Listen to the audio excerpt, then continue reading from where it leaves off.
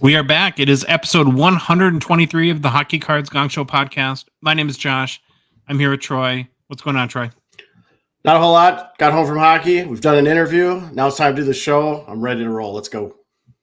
This hobby is bonkers. Sometimes I cannot believe, like, we do our show, we do 2 shows a week, and especially the Monday to Thursday turnaround is pretty quick, right? And it's like, part of me wonders, well, how do we fill a whole show in 2 days? And this show could have been 12 hours today. The hockey hobby gods have given us lots of stuff to talk about. They have provided. That is for they sure. Have provided. So we're gonna get into it. I do have a really important announcement though for our patrons who are active on Patreon and in the Discord server. Reminder that our 5K challenge is now live and we're accepting entries through this Sunday. I think at 11:59 p.m. Central Standard Time is when you have to get your entries in. Of course, with the 5K challenges, you get a fictitious pool of $5,000. You pick whatever graded cards based on recent comps that fall within that $5,000, and then we track them. And at the end of the season, whoever's value is the highest, so whoever's value is going to hopefully up the most, will win a sealed box of 2020 The Cup, which is pretty cool. Staring at it right now. Really want to open it, but I'm not gonna. So again, just a reminder, if you're a patron, get your 5K challenge entry into the Discord, into the 5K challenge channel before Sunday, so that you can be included and play along with us. And if you have not signed up for our Patreon and you would like to participate in the 5K challenge, there's still time. You can sign up today and get going. It's really easy to do. All you got to do is go to our website, hockeycardsgongshow.com, click on the Become a Patron link. You go to the Patreon website, patreon.com, and search for Hockey Cards Gong Show. You can visit the link use the link in the show description of whatever podcast app you might be listening to us on, or if you're watching us on YouTube, in the description there. And in our Instagram and TikTok profiles, we have a link in our link tree there. Basically, it's $5 a month to join our $199 support level tier. You get access to our Gong Show Discord server, chat with us every day and everyone else in there. We have amazing hockey card discussions really every day. You support our show, which helps us cover our expenses, produce more and hopefully better hockey card content, and fund initiatives, even in a small way, to grow the hobby. So hopefully it's a win-win for everyone. Really excited to do the 5K challenge. I've done my picks. Have you done yours yet, Troy? Of course not. I have not done mine. I will try to find some time to do it. I think we got till Sunday. Well, we got till Sunday. We have fantasy draft coming up, so I will sometime. Never a dull moment. Yeah, sometime do that. Well, I was going to say earlier, and I had myself on mute like an idiot, when you were looking at that cup box, like if I went over to your house, is like the cellophane like a little bit ripped, like you almost grabbed it, but you decided not to. It's the biggest test of wills I'll ever have in my life. Go. Not opening this box, and of course Troy and I can't win, so we're just playing for fun. Not that I would win anyways. Last year I did awful in the 5K. You did better than me. You broke even, right? I was like dead even. I was like 1%. I don't know if I was down 1%, up 1%, but it was almost even. I'm excited about my picks this year. I think I did. Hopefully I'll have done better, but I'm sure we'll get to the end.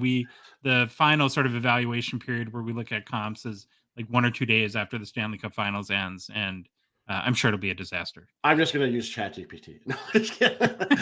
Computer, tell me what cards to do. Tell me what cards to pick. All right, Troy, you ready with the game plan? All right, on today's show, we begin with the greatest NHL player to wear number 23. Then we continue our 2023-24 preview series by taking a look at how to buy Connor Bedard smartly. We have a special guest, an interview that we talk with Karn Rai from Slab Sharks. Tons of great information.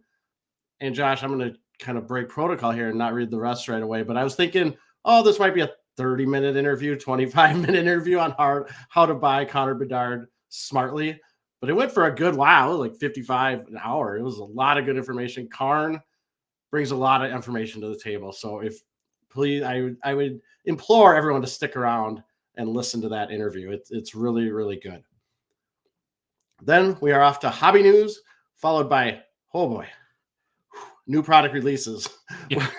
We got a lot of stuff came out today and yesterday. So we have a lot of new product releases, We then look at some of our favorite hockey cards in the PWCC Weekly Auction, and we finish with, I'm just going to call it Josh's personal pickups. We're just going to rename the segment for a while until I get off the schneid and get some cards. All right, Josh, we are on episode 123.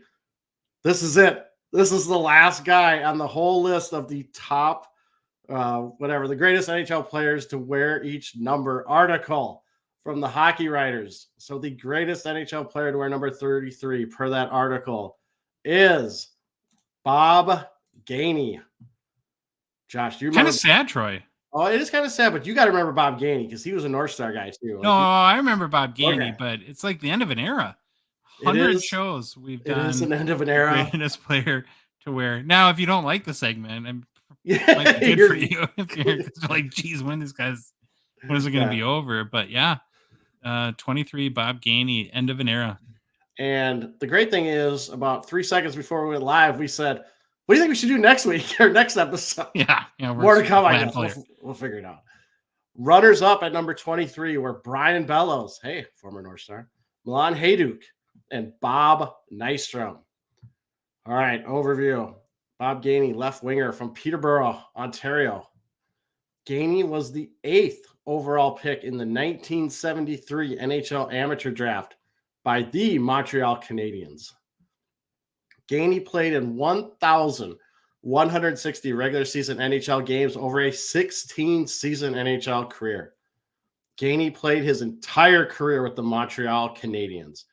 And Josh, this picture is just awesome. If you're watching on YouTube, that jersey, those gloves, and that stick, I just love that picture. Just nostalgia all the way. I just imagine myself on the other team, and I'm skating around in warm-ups, and I look at him looking at me like that, thinking, oh, this isn't going to be good. Yeah, he was an Ox, man. He was strong. He was a strong dude. So for his awards and accomplishments, Gainey is in the Hall of Fame. 5-time Stanley Cup winner as a player and 1 time as a GM. 4-time Selke winner. 1-time Conn Smythe winner. 4-time NHL All-Star Game selection. Named one of the 100 greatest NHL players by NHL.com. Ranked number 92 in the Athletics top NHL players in the post-expansion era. His number 23 is retired by the Montreal Canadiens. So, Josh, here's going to be an interesting thing. I'm going to read his stat line and just give me your first reaction. So, Gainey in his regular season stats, 239 goals, 262 assists for 501 points. In 1,000 games? Yeah. Was he play for the Wild? No kidding. Now, first glance, you might be like, oh, well, that's not a lot of points. But I actually have really appreciated reading about him because you find out why he's in the Hall of Fame and how good a defensive player he is. And noticed by 4-time Selke winner. We'll get more into that a little bit later. Gainey made the playoffs in all 16 of his NHL seasons, compiling 25 goals, 48 assists for 73 points in 182 NHL playoff games played. Bob Gainey was not a huge point producer in the NHL, which we just kind of went over. The best season of his NHL career from a point standpoint was his 1980-81 season, where Gainey had 23 goals, 24 assists for 47 points in 78 games played. However, where Gainey excelled, and he was one of the best defensive forwards in the game and probably ever, if you talk to the people that played with him and the era he was in, he could shut down players on the opposing team, and that was really his specialty. So he was always out against the best. His game was not being an offensive juggernaut, but a defensive specialist, which, again, I'm glad to see someone got recognized for it, because the way we're going right now, it's all offense, which I like, don't get me wrong. But Gainey is one of those guys that he was a stud on the defensive forward end, noted by the Selke Award winners, or Selke Awards. After his playing career is over, this might be my new favorite team that he played for. Gainey moved to France, where he was a player coach for the Épinal, Écureuils, which means squirrels, of the French National 1B division. You know why he's able to do that, right? Why? because as the captain of the Montreal Canadiens, he had to learn French. Oh, there you go. So that enabled him to move to France and coach the Squirrels. Yep, and I want a jersey of the Epinal Squirrels. I think got to be something out there. I want to find one. Gainey would return to the NHL a year later to take over as the head coach of our Minnesota North Stars in 1990-91, and leading the North Stars to the Stanley Cup Finals, where they broke our hearts, like every Minnesota team does. How did that work out? Mario Lemieux scored 190 goals. Yeah, we got smashed by the Penguins. In January of 1992, Gainey was named general manager to go along with his head coaching duties. In 1996, he stepped down as head coach to focus solely on his general manager duties. And this is where now they're in Dallas. They've broke our hearts. The North Stars have left. They're in Dallas now. Gainey, what do you think Gainey felt? Was he on Team Norm Green when they moved the North Stars, or when you're in upper management, you probably just got to go along with what they're telling you. You got a job, you're getting paid probably pretty well. It's warmer. It's warmer in Dallas than here. As diehard Minnesota North Stars fans, are we mad at Gainey then, or have we forgiven him? Okay, we've forgiven him. No, right. I'm not mad at him. Gainey had a very successful run with the Stars as GM, and during his tenure, acquired players such as Joe Nieuwendyk, Brett Hull, Ed Belfour, and Sergei Zubov. Under Gainey's leadership, Dallas won the Stanley Cup in 1999. In May 2003, Gainey became the general manager of the Montreal Canadiens. He held the position until February of 2010, when he resigned, staying on as a consultant, my favorite job for these guys, consultants, until the end of the 2011-12 season. Following this, Gainey had some additional stints doing the team consultant thing with Dallas and the St. Louis Blues, and actually found a pretty recent interview. He's not doing much with the NHL right now. He said the only thing he really does is he might get a call from a GM every once in a while to run a scenario by him and just wants his input.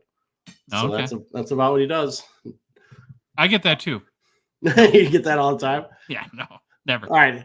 Actually, here's the funniest thing. So Bob Gainey, I obviously didn't. I mean, I remember him playing, but he seems kind of stoic. I remember doing interviews when he was the GM with the North Stars, and just a very stoic guy. Of course, I go to the fun facts. I could find like 2 that were anything interesting. There was not a lot out there, which just kind of makes not sense. A lot of fun, Bob. Yeah, he's probably a great guy.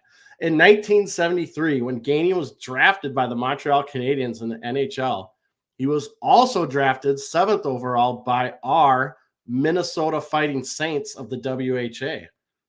So we could have had him here in Minnesota for as a player. Could have been one of us, Bob. Nope. Yep. And here's what I was talking about a little bit about the Selke Award. So the Selke Award, which is given to the forward who best excels in the defense aspects of the game, was introduced in 1978. Bob Gainey won it in its introductory year and the next 3 years as well. If the award was around for all of Gainey's career, he could have conceivably won it 3 or 4 more times, which would put him anywhere 7 to 8, which would be above Patrice Bergeron, who I think holds the record right now. Well, 6, because he's retired, so it will probably stay there unless he decides to come out of retirement. But again, Gainey, tremendous defensive forward, shutdown guy. I'm sad. I just couldn't find that many interesting, fun facts. But it is what it is. It wraps it up with number 23. We'll look at his cards now. This rookie card. Look at that thing. Fantastic. Fantastic. 1974-75 OPG, number 388. Bob Gainey rookie card. I love it. PSA 10. What is going on with his hair? It's great. Look at that. But there's a lot more hair on the right side than there is on the left side. It's like you probably just got to the rink or something. You know, like, hey, you got to come take these pictures for your cards. PSA 10 is a pop of 9. Gem rate 3%. Last sale of a PSA 10 was February 16th of this year, Josh, for $3,100 US via eBay and verified in Terapeak. You know what he reminds me of in that picture on his rookie card? The Matthew McConaughey character in Fast Times at Ridgemont High. No, not Fast Times. No, Dazed and Confused. Dazed and Confused. Dazed and Confused. Yeah. All right. So there we go. All right, Troy. Well, the end of an era. It is definitely an end of an era, but we'll figure something out next week or next show. I keep saying next week. I'm still on we do one show a week. Yeah. We stopped doing that a year ago. I know. We stopped that pretty quick. Yeah. Okay, we're going to continue our 2023-24 preview series, and this is kind of our Bedard episode. We've talked so much about his past and his pedigree and all his points and goals in the CHL and with the Regina Pats and all that stuff. So we're not going to do that again today. But we are on the doorstep, really, of I think the Bedard mania hitting into full swing. We've seen huge sales on his MVP redemptions, which kind of seems like an oxymoron to say MVP and huge sales in the same sentence. But I guess that's the power of the Bedard hype. Just posted a Bedard record sale today from MVP. I think it's like $2,300 for the gold. And there's been some like 12 sales over $1,000 US, 68 sales over 500. That's just an MVP, right? Of the Bedard. Yeah, it's just his redemptions. Crazy. Which is a small indication of how nuts this whole year and change is going to be of 2023-24 releases. And given the hype that's now been building for a long, long time, we thought it would be useful to dedicate this episode in our hobby preview series to the topic of Bedard and the idea of coming up with a plan to get in on the action, but in a way that's smart and meets your goals, either as a collector or investor.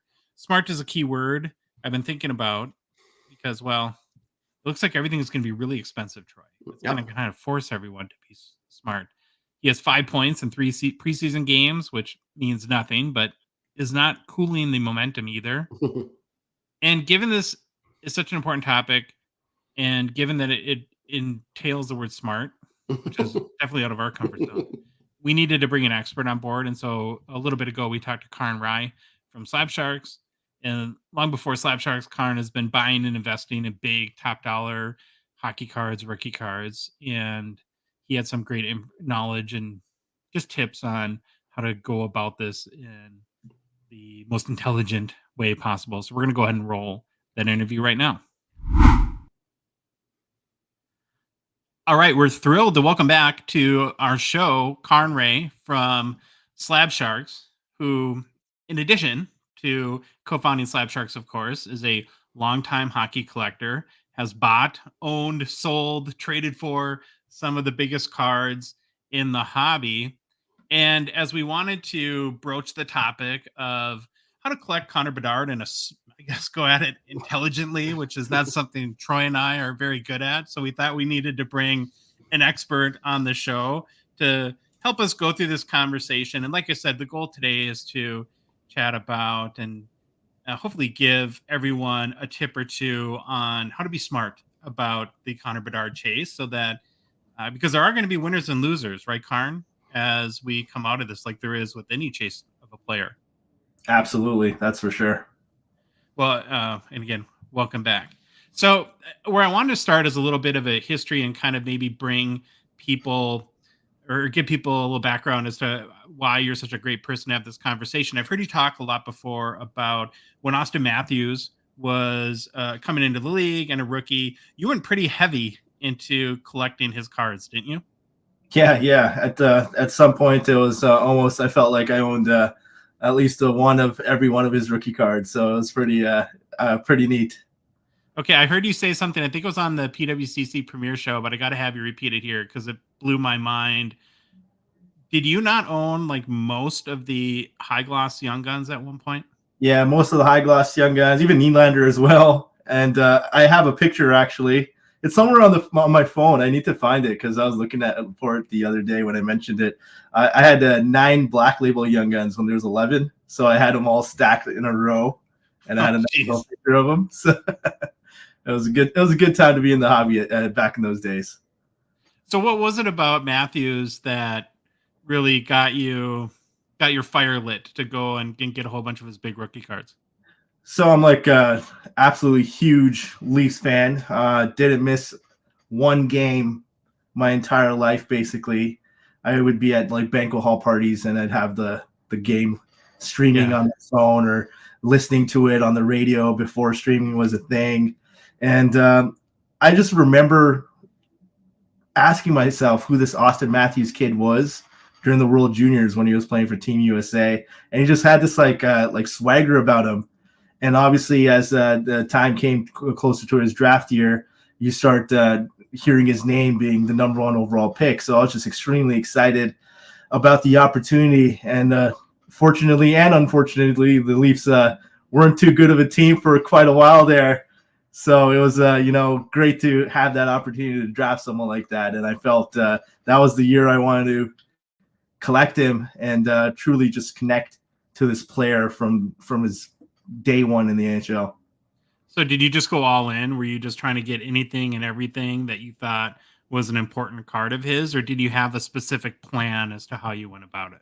Yeah, at that time I was kind of, I was a younger kid. I believe I was like 20, 21 years old. It's crazy that much time has passed actually. Yeah. But so I didn't really have that much money. So I had to truly grind to find a way to acquire these Matthews cards. So that resulted in me, driving a bunch of places to get deals that are, $20, $30 off, $40 off. And I consistently just kept buying young guns, flipping them, and creating kind of a treasure chest to continuously go after new Matthews cards that popped up on eBay. I was constantly looking at newly listed items of Auston Matthews. And it's awesome during a rookie year because every card is a rookie card. Yeah. So it's easy to sift through anytime a new card shows up. So that's kind of what I did. So at some point you must have sold a bunch of them, or how many do you have left, or do you still collect them? So funny story. I actually got really, really angry at the Leafs and Auston Matthews when we lost against Montreal, the Habs. That was the point where I was like, I am a crazy super fan, and they disappointed me to a point where I'm just like, I cannot do this anymore. I'm still a huge Leafs fan, but when I said I didn't miss a game until then, I didn't, and I have missed many games since. So, oh, geez, that's kind of what was catalyst of me starting to move that stuff. Gotcha. So, and again, we're here to talk about Bedard, but kind of where I want to bring this full circle is just when you look back on that experience, what are some of the lessons that you think you learned about really going after a player with a ton of hype that's at the really in the top tier of all players that are chased in the hobby? I think there's a clear pattern.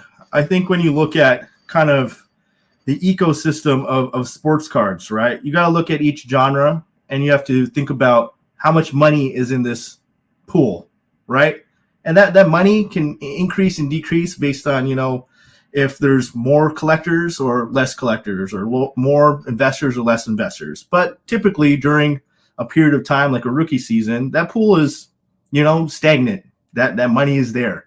So when a player like Auston Matthews comes out or Connor Bedard comes out, all that money almost seems to funnel towards those number 1 overall picks that have incredible hype. And what that does is when a product comes out, especially the first rookie card, you're seeing it with the MVP product right now, it all funnels towards that player, and those card prices go crazy high.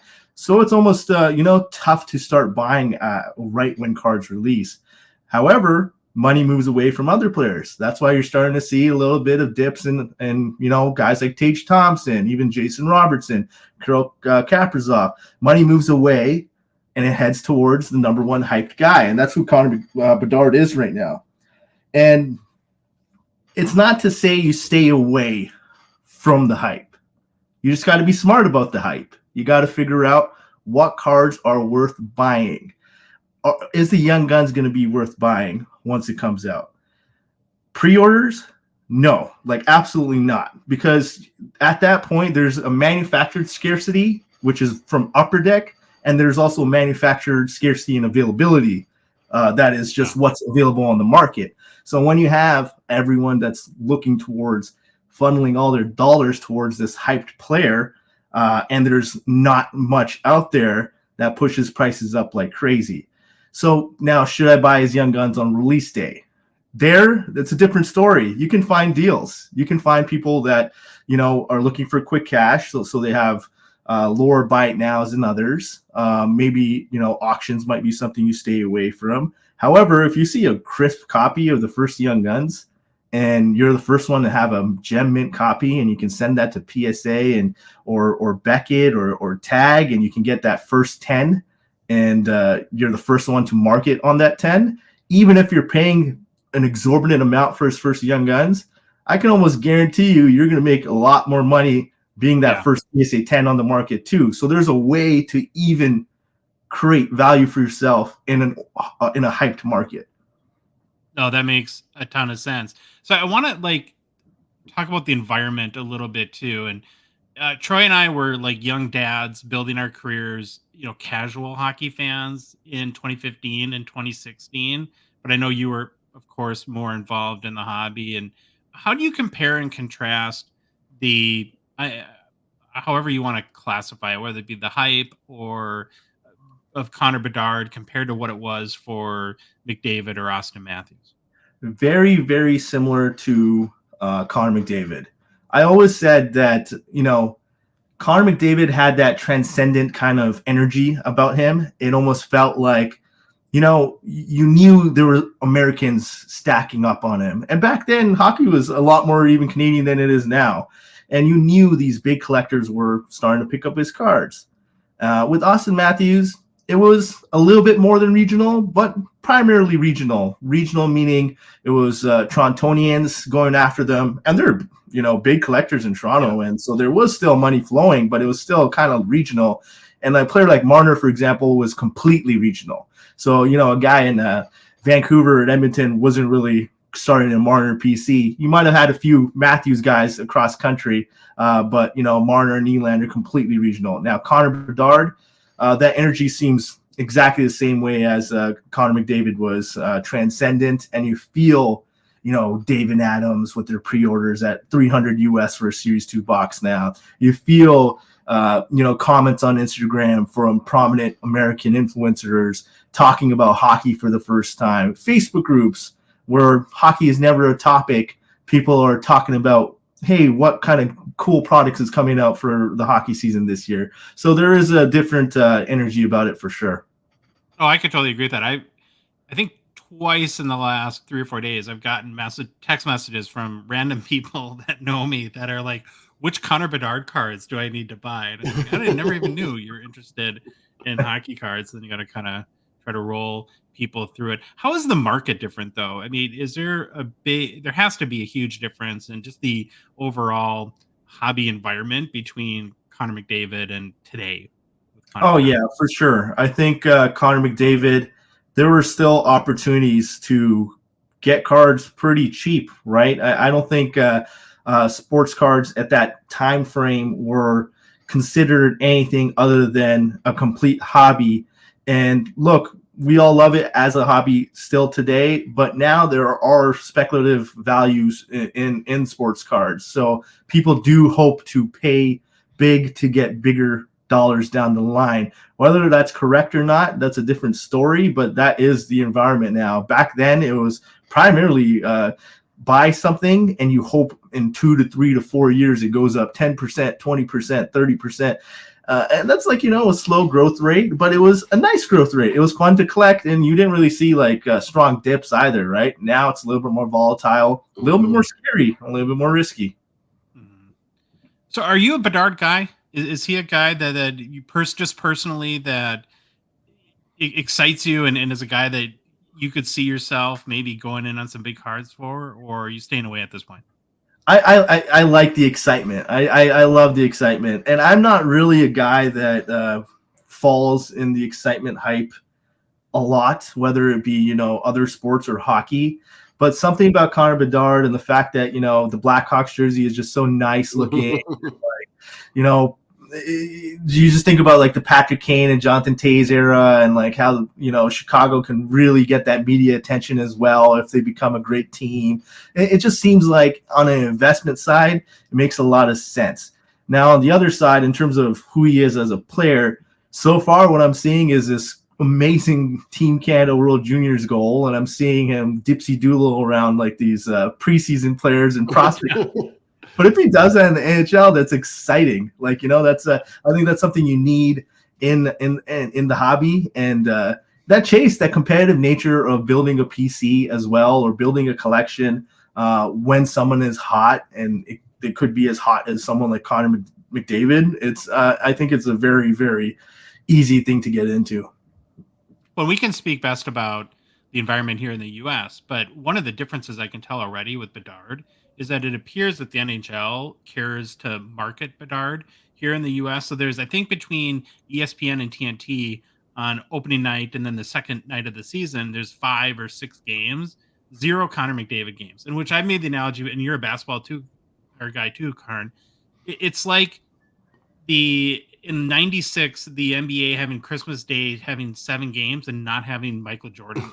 It makes no sense to me that you would have the opening night of the season and not have the best player in the world play. But that's kind of been status quo here for Connor McDavid. But now the flip side of that is with Bedard, not only is he playing opening night on ESPN, they're doing it back to back on the second night for the TNT coverage too. So given that he's in Chicago in the Central Time Zone, which is a big deal, original 6 team, and very close in proximity to Canada, and so it just seems to check all the boxes to, if he can play to the level that's expected, be another one of those transcendent guys and actually bring people into the sport and into the hobby. Do you agree with that?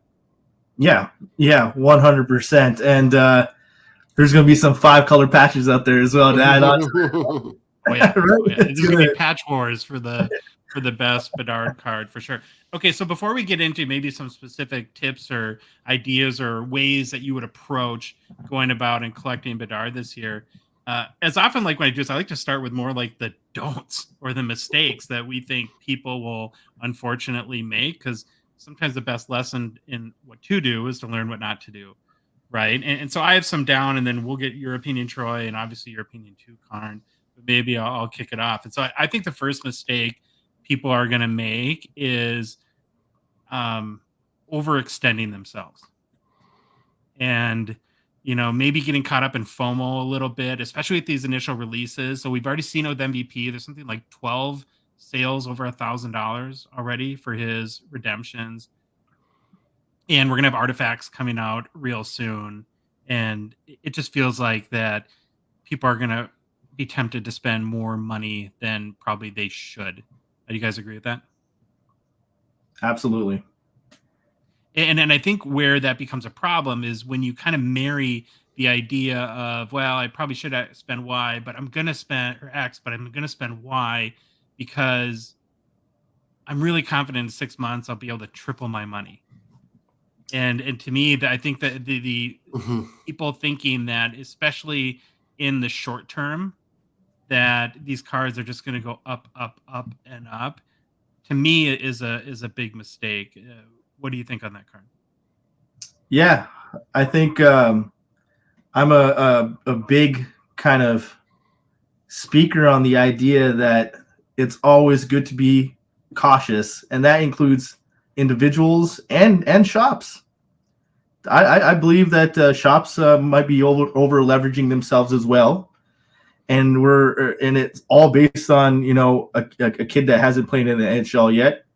However, chances are he's going to be great, but like I said, that pool of money has to either grow or it's funneling away from other things, and that could be other products that you hold or other cards that you hold.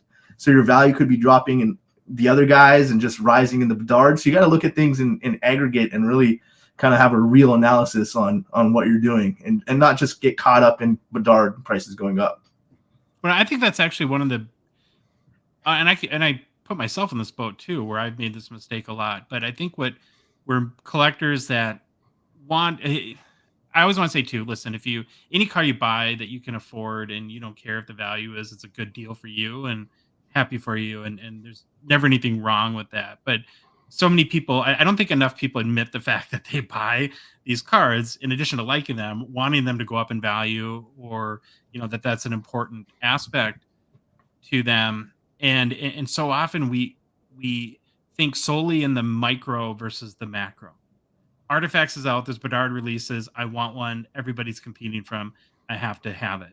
But in the big picture, does that necessarily make sense, right? Sure, There's going to be redemptions. They're just glorified piece of paper with a code on them. They're not going to come back for a long time. By the time you get it, there's going to be other RPAs on the market for Bedard that a lot of collectors will consider maybe higher level or nicer or better cards. And there's a good chance for what you pay for a Bedard, by the time you get it, it's worth less than you paid for it.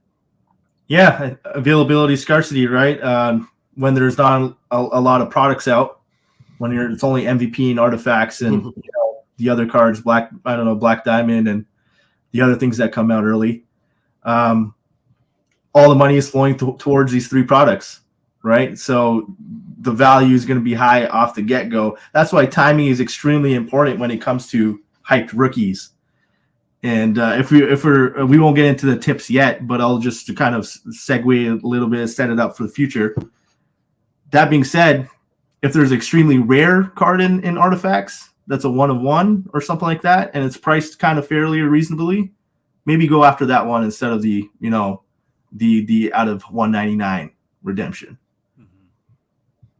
Well, that's what I keep thinking about just young guns in general. It's like there's gonna be so many of them. Don't be the guy that buys the first PSA 10. You probably get overpaid, but I also want to have like a camera at PSA because I swear to God, someone's going to show up with a case and they're just going to sit there and rip till they get Bedard and walk it in and try to get a PSA 10. 100%. Yeah, it's going to be nuts, but it's hard though. It's hard. I get it. They're all going to be out there, but again, we've said this so many times on our show. Young guns are printed. This one's probably going to be printed to the moon. Who knows how much, but you will get it. You can get them 24 hours a day, 7 days a week. Oh, you'd have to assume. Am I wrong in assuming, I guess, that this will be the highest printed flagship series ever? Don't quote me. It's completely speculative, but from what I hear, it's an increase of 20% every single year. That's just one of those kind of like wives' tales that you hear about the hobby, but I would be shocked if there's less. But that makes the rare cards a little bit more cooler, right? If you think about what happened in the 90s, why these inserts are so valued is there were so many cards, and those out of 90s, those out of 100s were incredibly hard to hit because of the amount of product out there. So what does that do to the high gloss, the 1 of 1, the outburst? Those are interesting cards to me, and I think there's going to be a little bit of price discovery at the start. So I'm looking that way. What are the parallels that people are disliking today and are not assigning value to right now and will in the future, like the sparkle rainbows or the silver foils, those type of cards? What are those for today? Because I was one of the guys foiling all my cards in 2016 and 2015. And it was considered extremely dumb to do so back then. Yeah. And maybe it is now too, but I know that there's a lot of really low pop foil and speckled cards now, right? And I think that's kind of the same way you got to look at it today with Bedard. But actually, I think that the concept that you mentioned of price discovery is a really good point. And in a way, it might make the fact that he's in Series 2 almost better, because not only do we have this generational type talent that has a tremendous amount of hype, but there's an entire new configuration around flagship where we're introducing all these new young guns. And if he was in Series 1, we just got the news today that comes out in 2 weeks, so earlier than on the 18th, earlier than expected. You would probably have for that first week or two with these, like the silver outburst that's unnumbered as an example, people wouldn't know how to price that because there's no context. Yeah, I think that that part of it almost sucks a little bit because you want the price discovery to happen with Connor Bedard. But there is a little bit of a flip side to it. We're going to know how Connor Bedard performs. Series 2 is going to come out 40, 50 games in. So if he's at 50 points in 40 games or even 35 or 40 points, I think the hype stays the same. But now if you got the laughy vibes going and you have 2 goals in 40 games, then maybe things change completely. And that's where things can get scary if you're an LCS or an individual pre-ordering hundreds of $1,000s worth of cases and he does not perform in his first 40 games, he gets hurt, injured. There is risk. So you always have to let people know there's always risk. Look at Zion, right? Yeah. Everyone remembers that mania, so there's always risk. When he was the same way, I remember I have a son that plays basketball, and so we watched Zion intently. And when he was at Duke, it was much like Connor Bedard. Like it was jaw dropping what the kid was doing, and it was hard to conceive him not succeeding at the NBA level. Now, I think the probably the mental toughness is a little bit, or the mentality is a little bit different with Connor Bedard than Zion. So I'm not trying to compare them, but I think what you're talking about is kind of like what Murphy's Law. Anything can happen and will, right? There's McDavid was injured his rookie year. And if something similar happens, even if Connor Bedard ends up on par with McDavid, that's going to be a short-term issue for the hobby if he gets hurt. And McDavid has gotten really, really lucky. Like, people don't talk about it enough, but he had a basically season-ending injury, but it happened at the last game of the year. You know what I mean? He was able to come back the next season. Imagine if, he was out 40 games his first season, and then he was out a full season in his third or fourth season, right? That could have happened very, very easily. So, yeah, McDavid got a little lucky with that. Matthews, he's never had a serious injury, but he's, he had earlier on, he was missing 20 games a season, I think, right? Yeah. So it's really easy to get hurt. And not to take anything away from Connor Bedard, he looks absolutely phenomenal. It's just the hype is already there. So I think it's better to share the caution as well. 100%. Well, I want to say Matthews this year probably played through an injury that he was. Yeah. I mean, we could tell something was wrong with him. And Josh, I was going to make a joke about our Zion boy, because remember, Connor McDavid has not touched McDonald's. He came out and said he's never ate any junk food in his life. Connor Bedard came out and said he's never had like McDonald's or any of that stuff. And Zion was a little different, I think. Zion's at all the McDonald's. So they're the and to be fair, so have I. So hey. Yeah, the polar opposite. Okay, so I do want to talk before we get into specific tips too. One more thing that I'm really interested in your perspective on, Karn, is one thing. If I make like the McDavid comparison again, I don't see myself like buying a McDavid Young Guns PSA 10, because even at like 3,000, 3,200, the 10,000 pop count between PSA and BGS just doesn't make me feel good about that. And you look at, if you make comparisons of the stock market and think of it as like the market cap of Connor McDavid, and then you start to figure out, well, how big is this hobby and how much money of that total pool that you talked about can be allocated to this. We know right out of the gate that the Connor Bedard base Young Guns is going to be worth a ton. And we already think that they're printing a lot. And we assume now that the grading era is in full effect. They're going to be rushed to be graded. Is this a card that you would probably shy away from a long-term perspective? And maybe wheel and deal in the short term to flip and build that war chest a little bit? Base Young Guns, strictly short-term strategic flipping. I think it's just there's too many things going against it, including the fact that I believe the card market continues a little bit of a decline because money continues to move away from all sports cards for a little bit of time at least, and that's just because of economic pressures. It has nothing to do with sports cards. So when you combine all those things and the fact that the Connor Bedard Young Guns is going to come out flying, rightfully so, because it's so exciting.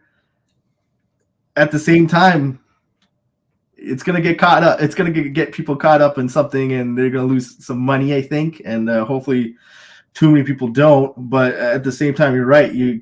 Graded cards are coming back a lot faster now too. You saw, Zion, I think he's at like 30,000 Prism PSA 10s now. Maybe, don't quote me on that. It's probably like 20, 25. Maybe 40. I don't know. There's a lot. Last time I checked, it was 16,000, and that was like 6 months into production. So, I think the cycle is going to be the same. There's going to be scarcity and availability. Young Guns are day traded. They're kind of day traded, if that's a term that we can use in the hobby. They're kind of the way why Young Guns work, PSA 10s, VGS 9.5s. People actually hold them in vast quantities. You don't actually see that many available at the same time on even eBay And the reason is people are actually waiting for like significant milestones. People will sell him when there's, 20 goals, 30 goals. He's going to get a Hart Trophy, or he's going to get, playoffs. So people are very comfortable in the liquidity of that card. So you actually don't see a rush. And hockey collectors are really good at it too.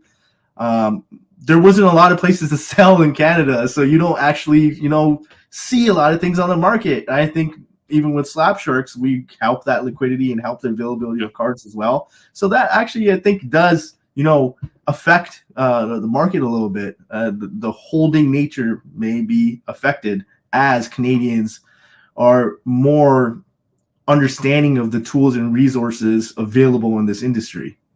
Mm-hmm. Okay, so let's get into kind of try to figure out as a group how we would go about this. So Karn, like anyone, right?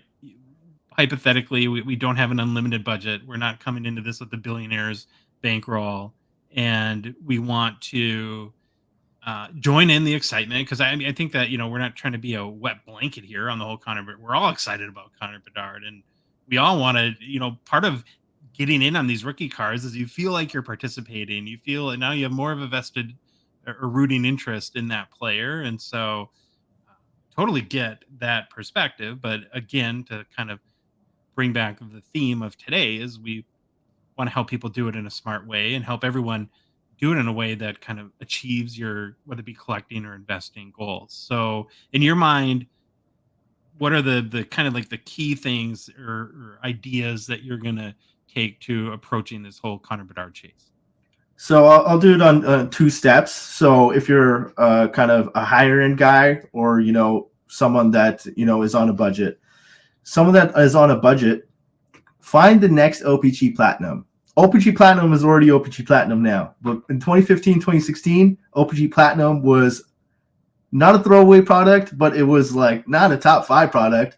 There were people that used to say it was going to become a huge product, but it wasn't, that exciting at the time. People didn't like the parallels. People didn't like, how many colors there were and how many you needed to complete a rainbow. Looked kind of funky and new. What is that for Connor Bedard? Is that the new Outburst parallels? There is a little bit of hate on it. The hate includes the fact that a lot of people do Young Guns rainbows, and now there's a lot more, right? So now, are those considered hobby colors, like how you see the terminology in Prism basketball, for example? For me, I think the Young Guns rainbow is still kind of small. It's not that big. It's doable, right? So I would personally go after those Outburst serial numbered cards, because I do feel maybe the first couple are going to sell high because there's going to be people that are excited. But I think through time, and I think it takes 3 to 5 months where kind of things kind of level out, you start going after those new parallels. Maybe you go after, Allure. Allure's starting to gain a little bit of traction. You're starting to see a lot more people kind of buy into it, but most people aren't. So maybe there's an opportunity there to get the rarest Connor Bedard Allure rookie. That's how I would try to collect Bedard on a budget. Try to find the places that are rare, very good looking, but still cheap in relative to the rest of the market. Now, if you're on the high level game, the Connor McDavid Ultimate Shield, that card sold for $20,000 in 2015, right? Not even that. It sold for $20,000 in 2015. It never showed up after that moment. So there are cards that you're just never going to see again. And the only opportunity to buy them are that first month, 2 months, 3 months, 4 months. Matthews, the Exquisite Shield, appeared, never seen again. The Future Watch Auto 34 out of 999 appeared, didn't show up again. Golden Treasures McDavid, there's a picture out there, bought, never seen again. Now, those are the special cards that are truly under lock and key. In hockey, there's a lot of collectors that actually love the cards, and they're really great looking, and no one actually wants to sell them. That is going to happen with Bedard. It might happen with patch cards, because the Chicago Blackhawks just have such a vibrant, cool patch. So I think top patches are going to be hard to find. Really rare cards are going to be hard to find. So go after those big cards early. And if you're not afraid and you can afford it, spend to get the big cards that I wouldn't go after the Future Watch Auto PSA 10 for $20,000. I go after the high gloss for 30 or the 1 of 1 for 50, whatever it is. People are saying 250, some are saying 500, some are saying $1 million. We'll see what it does, but those are the type of cards. The cards that are irreplaceable after the first year the products are released. Yeah, I would add to that a couple things, like use whether it be Matthews or McDavid or Jack Hughes, if you think he's a guy like that on the rise. Look at the cards of those players that really have the value today versus the cards that don't, because there's going to be sets coming out left and right, and there's going to be inserts and parallels and all these. Today I was just helping someone price a 2019 the Cup Brilliance Auto for Jack Hughes, or rookie. So you think rookie auto Jack Hughes for the Cup? The comp was like $140, and you're like, wow, that's it. Right, for this play. But there's just some cards that just don't build the value like other cards do. And so I think that goes back to, find the cards that you really like. I think that's part of it too, and you're going to enjoy owning, because we don't know what's going to happen. We don't know if there's going to be a recession, or if he gets hurt or whatever, where you might have to hold on to this card for a while. So you might as well get one you enjoy and you want to look at and you like having as part of your collection. But find those cards that today have the value, or like you said too, like I think Allure is a great one to think about, because primarily because their 101 is the golden treasures too. Exactly. Yeah. So that gives it a little bit of kind of, maybe benefits that because of the golden treasures from Platinum. The other question that I have too, and this is more on the people that have on the smaller end of the budget size, but if you want to kind of grind your way into a nice card, something that I've been considering is, we're seeing these hobby box pre-sales get pretty insane pretty fast. Troy and I looked up a couple weeks ago,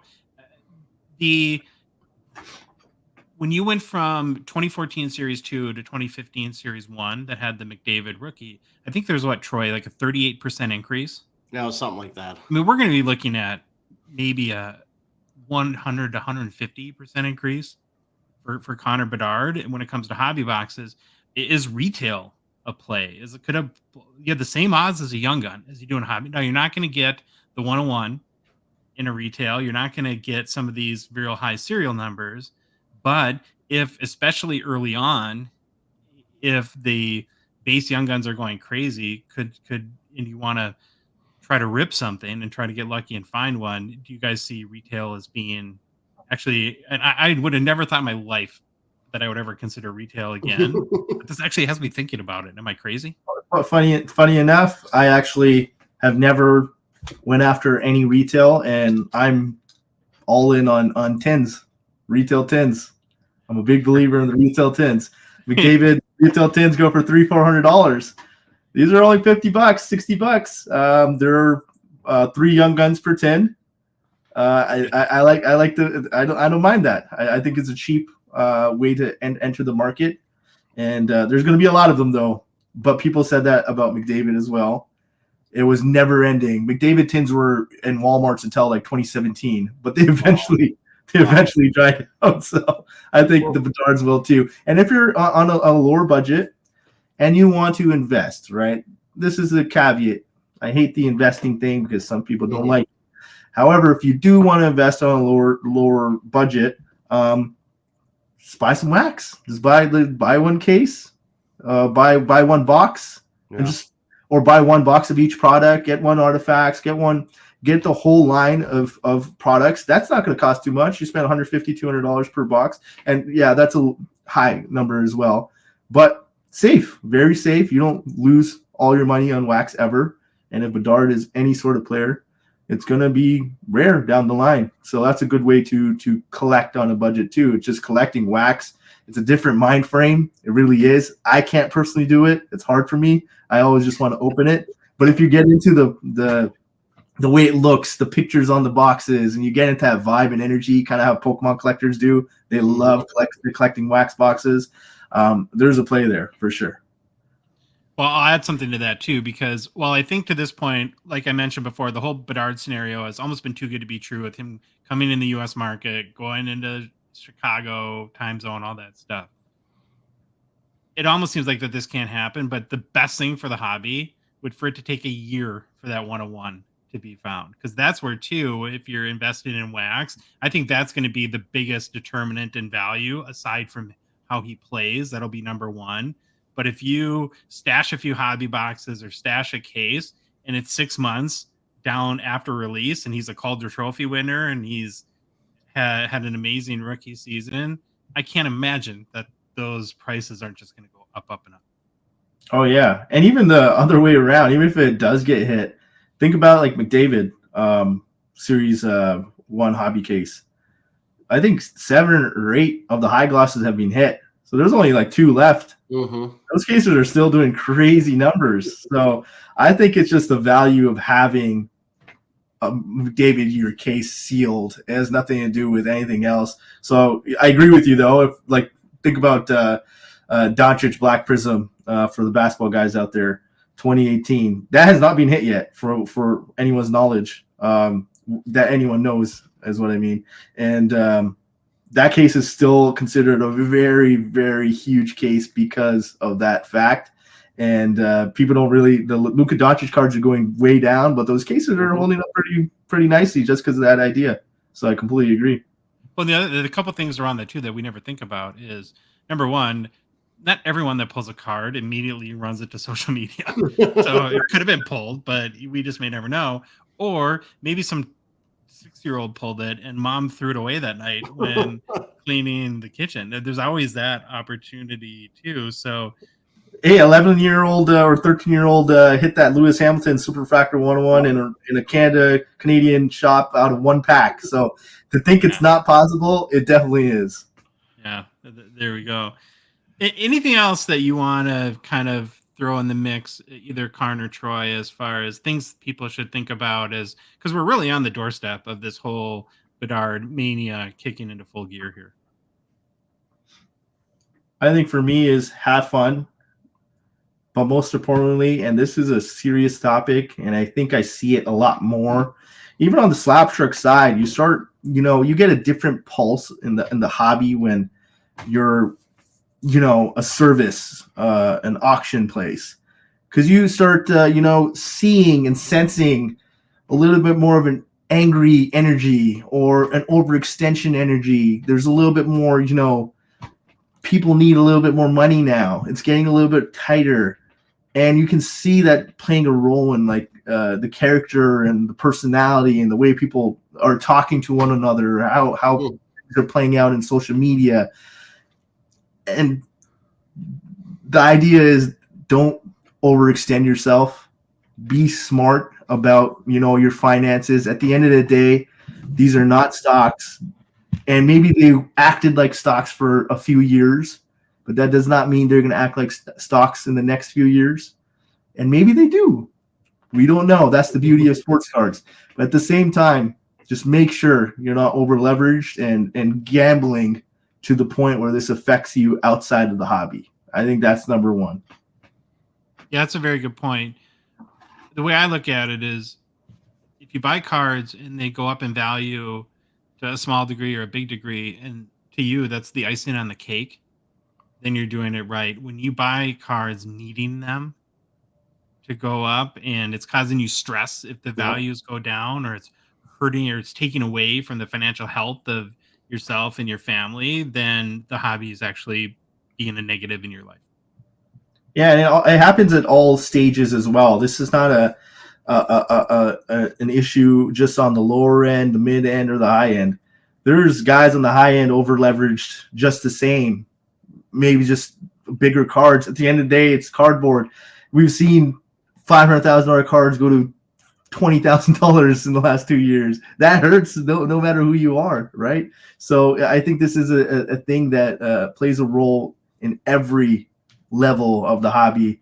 It's not just a message to one specific area in the hobby. It's every single person, and that includes the guys that are going to go after the big cards, and that includes myself too. I get lost in the sauce. right? There's been times where I bought big cards and they've collapsed in value, and it hurts. And sometimes I gotta like sit back and tell myself, like, look, I gotta chill out here. And I think I've done an okay job, not a perfect job of doing that myself. And I'm trying to get better myself as well.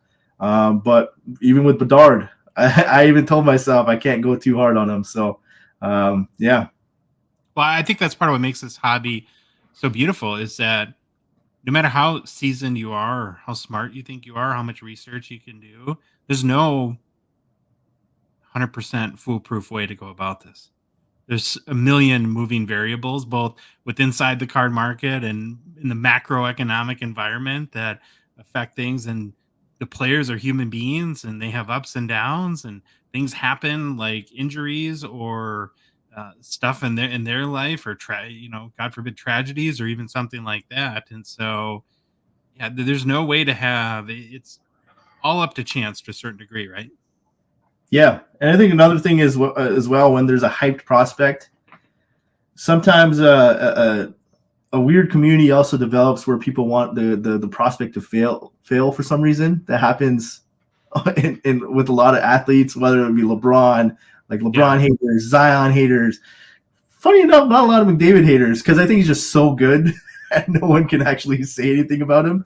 But there's always a contingent that hates on even the collectors going after Bedard, wanting his card values to go down because he's overhyped. They want to, the confirmation bias. I was right. I didn't go into him. Like having a like, oh, I told you guys don't buy this high gloss for $15,000. Yeah. Like he was crappy.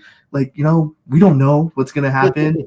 So, keep it, keep it kind out there. And if Connor Bedard is amazing, be humble about it. And if Connor Bedard sucks, and a friend that bought a Young Guns for $1,000 and now they're worth $400, no need to kind of put it in his face about it, right? So I think it's just stay level-headed when this hype happens, because I do think it's going to be a little bit of a ride this next 4 months. So we'll see.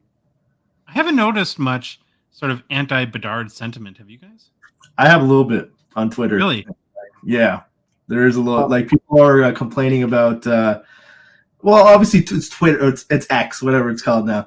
It's obviously an open platform. People are trolling and all that, but there are a little contingent talking about how the NHL is only caring about Bedard now. He did one little move and he didn't even score the goal. Why is it?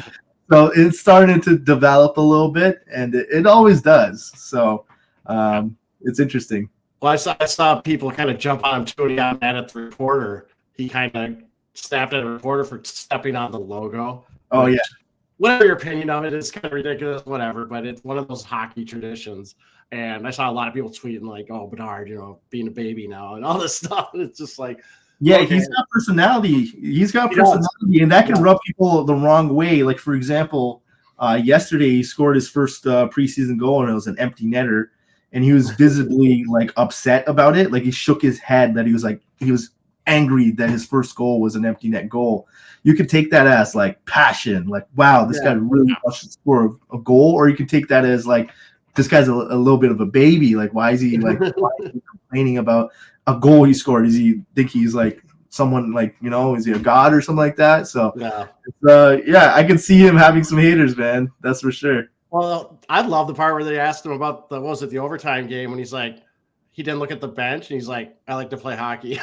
Yeah, they're asking him why he didn't want to come off the ice. Love it. I love guys that have attitude in hockey. So, well, hockey needs more of it, and that's where if I would criticize McDavid and it's hard to criticize because it's just who he is. He's so wooden as a personality that he's a little hard to market. Dude, for whatever reason, it's like I agree, but it works perfectly for him. No one hates McDavid, but people hated Ovechkin for like 10 years because he had a personality. People hated Crosby because he was a little bit of, like a hard guy to play against, and he whined a lot and he was passionate. But McDavid was like the first guy that like everyone just like, yeah, he's amazing. Yeah, people would banter like Matthews is better and all that, but we all knew it wasn't true inside. We wanted to say Matthews is better, but we actually knew he wasn't. So with Bedard, I don't know. We'll see. Well, and like you said, that's this is as old as time. We're a little bit older than you, but I remember being in high school with my buddies, and there was like at one point, it sounds ridiculous right now, but there is a contingent of Clyde Drexler is better than Michael Jordan at the time when the Portland was real good, because there was an anti-Jordan sort of sentiment, and then you tried to then join the team, I guess, of the player who you think is the biggest challenger, and at that juncture was Jordan's career was Drexler, but like I said, Clyde was a good player, but he certainly was no Michael Jordan. So we get that. Great conversation. Awesome information. Before we let you go, though, want to get an update from you on Slab Sharks. There has to be a lot, because Troy and I, of course, follow your auctions each week, and they just seem to be getting better and better, man. There's a crazy amount of good hockey cards each week in the auction. So what have you guys been up to over at Slab Sharks? Yeah, we try really hard. I think our whole business is based on, we think of it as content, and we'll get the content however is needed to get, right? Like, when we see a big card get pulled, we're right there. Like, let's put it in auction, right? So that's how we are doing what we're doing weekly. We are grinding. It's a nonstop grind to get, the coolest cards we can possibly get on a weekly basis, and we just continue to make it better in every way. We're always on the phone, trying to create partnerships, drop off points, affiliates, even the buying experience, and how we're all working towards our website is coming out soon. It's going to be fantastic. We have a guy on our team that literally all he does is work with our developers every single day to get our website perfect. And when you think about a website, you think about, oh, what's so hard about a website? But this is a website where it's developed like a PWCC or like a Golden. There's a lot of back end works. There's a lot of like things to it. There's going to be automatic payouts, automatic payout reports, nice. Portal to log in, see your cards live in auction, just your cards specifically. You don't have to sift through the whole auction to find your cards. You'll be able to just, we have an app. You'll go on the app. You'll see all the cards on the Slab Sharks auction on the app. So you don't even have to, head to eBay to look at our auctions. It's going to lead into eBay, but now you'll be able to have this, exclusive kind of Slab Sharks ecosystem. Rewards, there's going to be points you can earn every time you can sign a card, and those can go towards getting free items, merch, grading submissions, that kind of thing. Affiliates, we have a portal for affiliates where now Josh, for example, Troy, for example, you're working in partnership with Slab Sharks and you want to bring in cards. You go to your friends in Minnesota, they give you cards. All we have to do is send you a link and they log in, and that person is connected to you as your affiliate, and everyone gets paid out automatically based on the fee structure, and you don't have to do anything. So are you guys accepting cards from Americans like us? Yeah, we do. We don't market it, but we've probably auctioned like some huge cards that were from American consigners, and the reason they use us is they believe in what we're doing and the fact that cards that are auctioned in America, hockey cards specifically, don't end as high in American only shipped areas. For example, like there's a lot of auctions on eBay.com that don't even show up in eBay.ca, so you can actually find deals that way. And for us, we're worldwide. That opens up a lot of doors, and it's Canadian, and we can pay out in US dollars. So I think it works out pretty well for hockey cards. And I assume at the expo you guys will be taking consignments the whole show there. Yes. So I tell this, I always say this, and it's almost unbelievable, but like we've literally worked this entire year, me and my founding team, and we haven't paid ourselves. We literally have spent every single dollar on our website so far. And the second thing is our expo setup. You guys are gonna see our expo setup. It's gonna be extremely cool. Like we put on a lot of effort. There's gonna be a video wall. There's gonna be a self-serve kiosk, like things like that. So it's we're really taking this into something that we're taking very, very, very seriously. And yeah, can't wait for it. It's a month away, and we're actually going to be in Montreal this weekend at the Sports Card Hobby Expo in Laval, taking in consignments. So that'll be fun as well. Cool. Well, I gotta say, Karn, I'm doing my part, man. I had these are my last Slab Sharks buys right there, and that was amazing. So I'm doing my part. I've gotten probably I do a lot. I bought a lot from you guys. Awesome, man. I bought all those Pekka mega patches you had. The one you had all 3 of them. Oh yeah, that was me that bought them. Yeah, and hopefully, man, we're gonna continue, making that buying experience better as well. I think it's pretty okay right now, but it will get even better. Faster shipping and even better packaging and things of that nature. So that's kind of our next step there. So obviously for more information on Slab Sharks consignment, go to slabsharks.com, right? Or you guys can check out your Instagram, which is Slab Sharks Inc. with the INC. Anything else that or anything exciting up and coming that people should know about before we let you go? Yeah, keep an eye on our socials. We do have, promos that we're thinking about doing in the near future, whether that be for, I'm actually toying with the idea of, I'm going to say it, but this might not be 100% true yet. I'm toying with the idea of 100% payout rate on all Connor Bedard rookie cards for the whole year. So we'll see. Oh, wow. I have to do the math on how much that's going to cost them. Yeah, we'll see. Okay. I'm thinking about the idea. We'll see. Well, you've just talked about, though, you're playing the long game. And whether you're buying into sports cards or building a business, a lot of times you play the long game and it pays off in spades down the road, right? Yeah, but then if we get $1 million worth of Bedard cards coming our way, we're going to end up paying like $150K in marketing for that. So that's the kind of math I got to complete still, but it's a thought, and I think we'll probably do something along the lines. All right, Karn, we really, really appreciate you taking the time, sharing your wisdom, and we look forward to talking with you soon, man. Cool. Thanks, Karn. Nice talking to you guys as always. All right, Troy. Well, you'd already mentioned our game plan. What fantastic information. And it's great to get the perspective of someone that's kind of been there, done that in this scenario, don't you think? Yeah, and I think he went a place where I wasn't expecting us to go, and he really talked. I knew we were going to talk about being smart and not getting in trouble, but I think he really drove that point home. Don't overextend yourself, and you did too. You both brought it up, talked about it. I think that's really important with all this. We're seeing, like you just said in the interview, you've seen people reaching out to you that are like, "Oh, what Bedard card do I buy?" This kid is bringing people in from the outside now. It'll be kind of nuts to see what happens once Series 2 is released. But again, Karn brought a lot of good information. I love that he ran down tips of stuff he's learned from when he did Matthews and just as he's been going along with buying big cards and seeing the market and where we're at in the hobby. Tons of great information. One of the things, too, I appreciate about Karn is as invested as he is in the hobby with Slab Sharks, and he's got lots of like insane cards.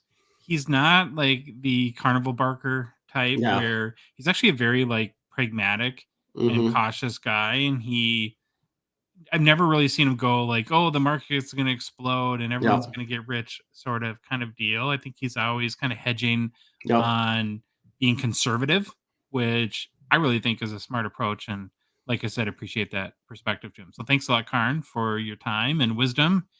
We think it was some great information. Okay, Troy. Hobby news. Let's do it. Standoff is over, Troy. It is. Our long national nightmare is over. The long nightmare is over. Trevor Zegras signs with the Ducks. The 22-year-old leading scorer from last season has signed a 3-year extension that will pay him $5.75 million annually. What? Now, I actually thought this too, but I was listening to Spin Chickens and they brought it up too. What is Pat Verbeek doing? Were you just trying to show that you can be tough? Because you gave him obviously the term is short, but they gave him pretty much all the money he could probably ask for. They started at 4. I think he wanted 8. He was looking for, and I gave you a comparison here too. I'm going to kind of skip ahead. So compare this deal to what we signed Boldy for. We signed Boldy. That's the Wild. Yeah, we as in the Wild. For 7 years, $49 million. That's because we're the Wild and we overpay. But this, I don't know. I think this was a way to really tick off your star player. That's what or your point, your maybe not stars, but tick off your leading point scorer. I don't know I don't know. I'm glad it he was a got paid. risk. It was a risk because he's well. Here we'll get into that in a second. Just a couple kind of cover our basis things here. So along the lines of leading scorers, Zegras is only the second player in Ducks history to have multiple 60-point seasons prior to the age of turning 23. The other was Paul Kariya, pretty good player. Yeah. Of course, it's great news for Ducks fans. I mean, if you're a kid in the Anaheim area, you would love Trevor Zegras, and this would have been horrifying. The fact that they were threatening, you're starting to trade rumors, all that sort of stuff. And I think kind of getting to where you were going, he's a 22-year-old kid, and we forget that sometimes with these players. Pretty big emotional meat grinder. Yeah, Pat Verbeek played hardball with him. Yeah. And because of his feeling that Zegras is not an all-around player, that he's an offensive specialist, and that he was not good on the defensive end. And I have a quote from Zegras, and there was some quotes I read from Verbeek that just flat out came out and said that today. That Verbeek basically said, this is Trevor's chance to prove that he can be an all-around player in the NHL. Okay, agree. Did you hear what happened at the first practice? Zegras worked on all defensive stuff. He was doing he worked his tail off. So hopefully, maybe he got the message. Maybe Verbeek's a genius, and I'm the idiot. But it seems like Zegras got the message and he's trying to work. But it's like, how do you work? I always laugh at this stuff. Like, oh, he worked on his defense the whole time at that first practice. Well, guess what? This is going to be a process. Just 5 practices aren't going to make him a great defensive forward. So I grew up playing basketball, and I really believe this too. The big adage on defense in basketball is that it's 90% effort. Yeah. You just got to be willing to work hard on that end. Mm-hmm. So when you say like he's working on defense and it's a skill he's going to have to learn, what percentage of playing defense well in hockey is effort? A lot of it. Yeah, just like the basketball. I don't know if it's 90%, but a lot of hockey is just also, you have to be smart. You have to know where you're supposed to be in a position and where your stick needs to be. And you can't have your stick turned the wrong way or your hips turned the wrong way, depending where the puck is and what your responsibility is. And sometimes guys just kind of drift or they try to start the breakout too early. We've had great players in Minnetonka that would try to get out to the blue line already. And it's just like, no, you're giving up all your defensive responsibilities to start your offensive rush when there's no need to. So there is definitely effort. Effort's a huge part, but also you got to be kind of smart and hockey smart about what's going on. Well, speaking of playing defense and playing the 200-foot game or the all-around game, here was a quote from Zegras fresh after signing the contract that I think is pretty informative. He says, that was a big thing with the contract, obviously, was playing the two-way game and figuring out both sides of the puck, Zegras said. That was obviously a big emphasis from general manager Pat Verbeek's point of view. If you want to play in this league, that's something you have to commit to. So I think Cronin is definitely the guy from that. And Cronin's their new coach. Okay. He must be referring to the system there. So he's kind of acknowledging, he's saying the right, because I guess I didn't know how maybe butthurt he would be after that whole, because they weren't treating him with kid gloves. That's for sure. Yeah. Now, this also helps preserve the young and I think enticing hobby core in Anaheim. Now you have like Trevor Zegras, McTavish, and then Leo Carlson. You could add that to the mix too. Yep. It sounds like he's heard loud and clear about playing that two-way game. Yep. So maybe he'll come into the season. I guess what you'd hope for is he has that proverbial chip on his shoulder, about to prove you wrong, sort of thing. But I hope so. I like Zegras. I mean, I like Zegras. I know he rubs people the wrong way, but I like him. I do too. And again, I'll compare that to I get it's a Wild and we have to overpay anyone, but comparing his 3 years 5.75 to Boldy's 7 years 49 seems it's a pretty good deal for Anaheim, don't you think? Yeah, I mean it is. Okay, Trevor Zegras is a 2021 Young Gun. His PSA 10 pop 967. 29% gem rate, last sold for $160 US on September 29th. It's flat over the past month or so. We'll see if he gets off to a fast start and if he can juice up his hobby market a little bit. Just one more hobby news story today before we get into the never-ending cool things to talk about, new product releases. So PSA announced, Troy, that they're going to be doing on-site grading at the Fall Sport Card Expo in Toronto coming up next month. Now, this is a big deal especially to those who have long attended the expo, as I think it's, from what I've heard, is maybe the first time they're doing this. Oh, really? Yeah. Oh, so basically, you'll be able to, depending on kind of the service level you get or the value of the card, either submit your card there at the show and then get it back by the end of the show, or even have same day turnaround service on grading. Now, why this is such a big issue to people, because I actually did reach out to some Canadians, and this makes total sense to me. Rightfully so. There's a lot of hesitancy if you have some very nice Gordie Howe rookies or Wayne Gretzky rookies, Bobby Orr rookies, Cup RPAs, to plop those in the mail to not just PSA, to any grading company. So I think this is going to give some of these collectors more confidence to get their cards graded. Then I think, though, so too, Troy, that there's also the opportunity for maybe like savvy flippers to find some deals on raw cards, get them graded with same day. You're going to pay a little bit of a premium to do that, but you might be able to then flip that card while you're at the show too. And can you zoom in a little bit on the same day rates so we can just kind of review those pretty quick? So the end of show rates, like, they start at 129 Canadian. So that it's not guaranteed to be ready. Now, end of show is not going to be great for a flipper or a dealer that wants to try to grade the card and get rid of it at the show. But anywhere from, like I said, 129 Canadian up to $2,100 in value to 800 Canadian for up to 14,000 in value. And then you can get some end of day rates that are pretty pricey. The lowest one is 1,400 Canadian. And that's up to 35,000 in value. So I don't know, maybe there's like a Cup RPA that you think you can get for 12 grand, spend another 1,400 and sell it for 30. That's kind of the scenario. Maybe that's probably an exaggerated hypothetical situation. But so, yeah, it seems to be a big deal in that respect. And then I just think overall, Troy, it's a really important signifier that PSA, hugely important company in the hobby market, by making a commitment to do this, is saying we value the hockey card hobby because, well, the expo is 90% hockey.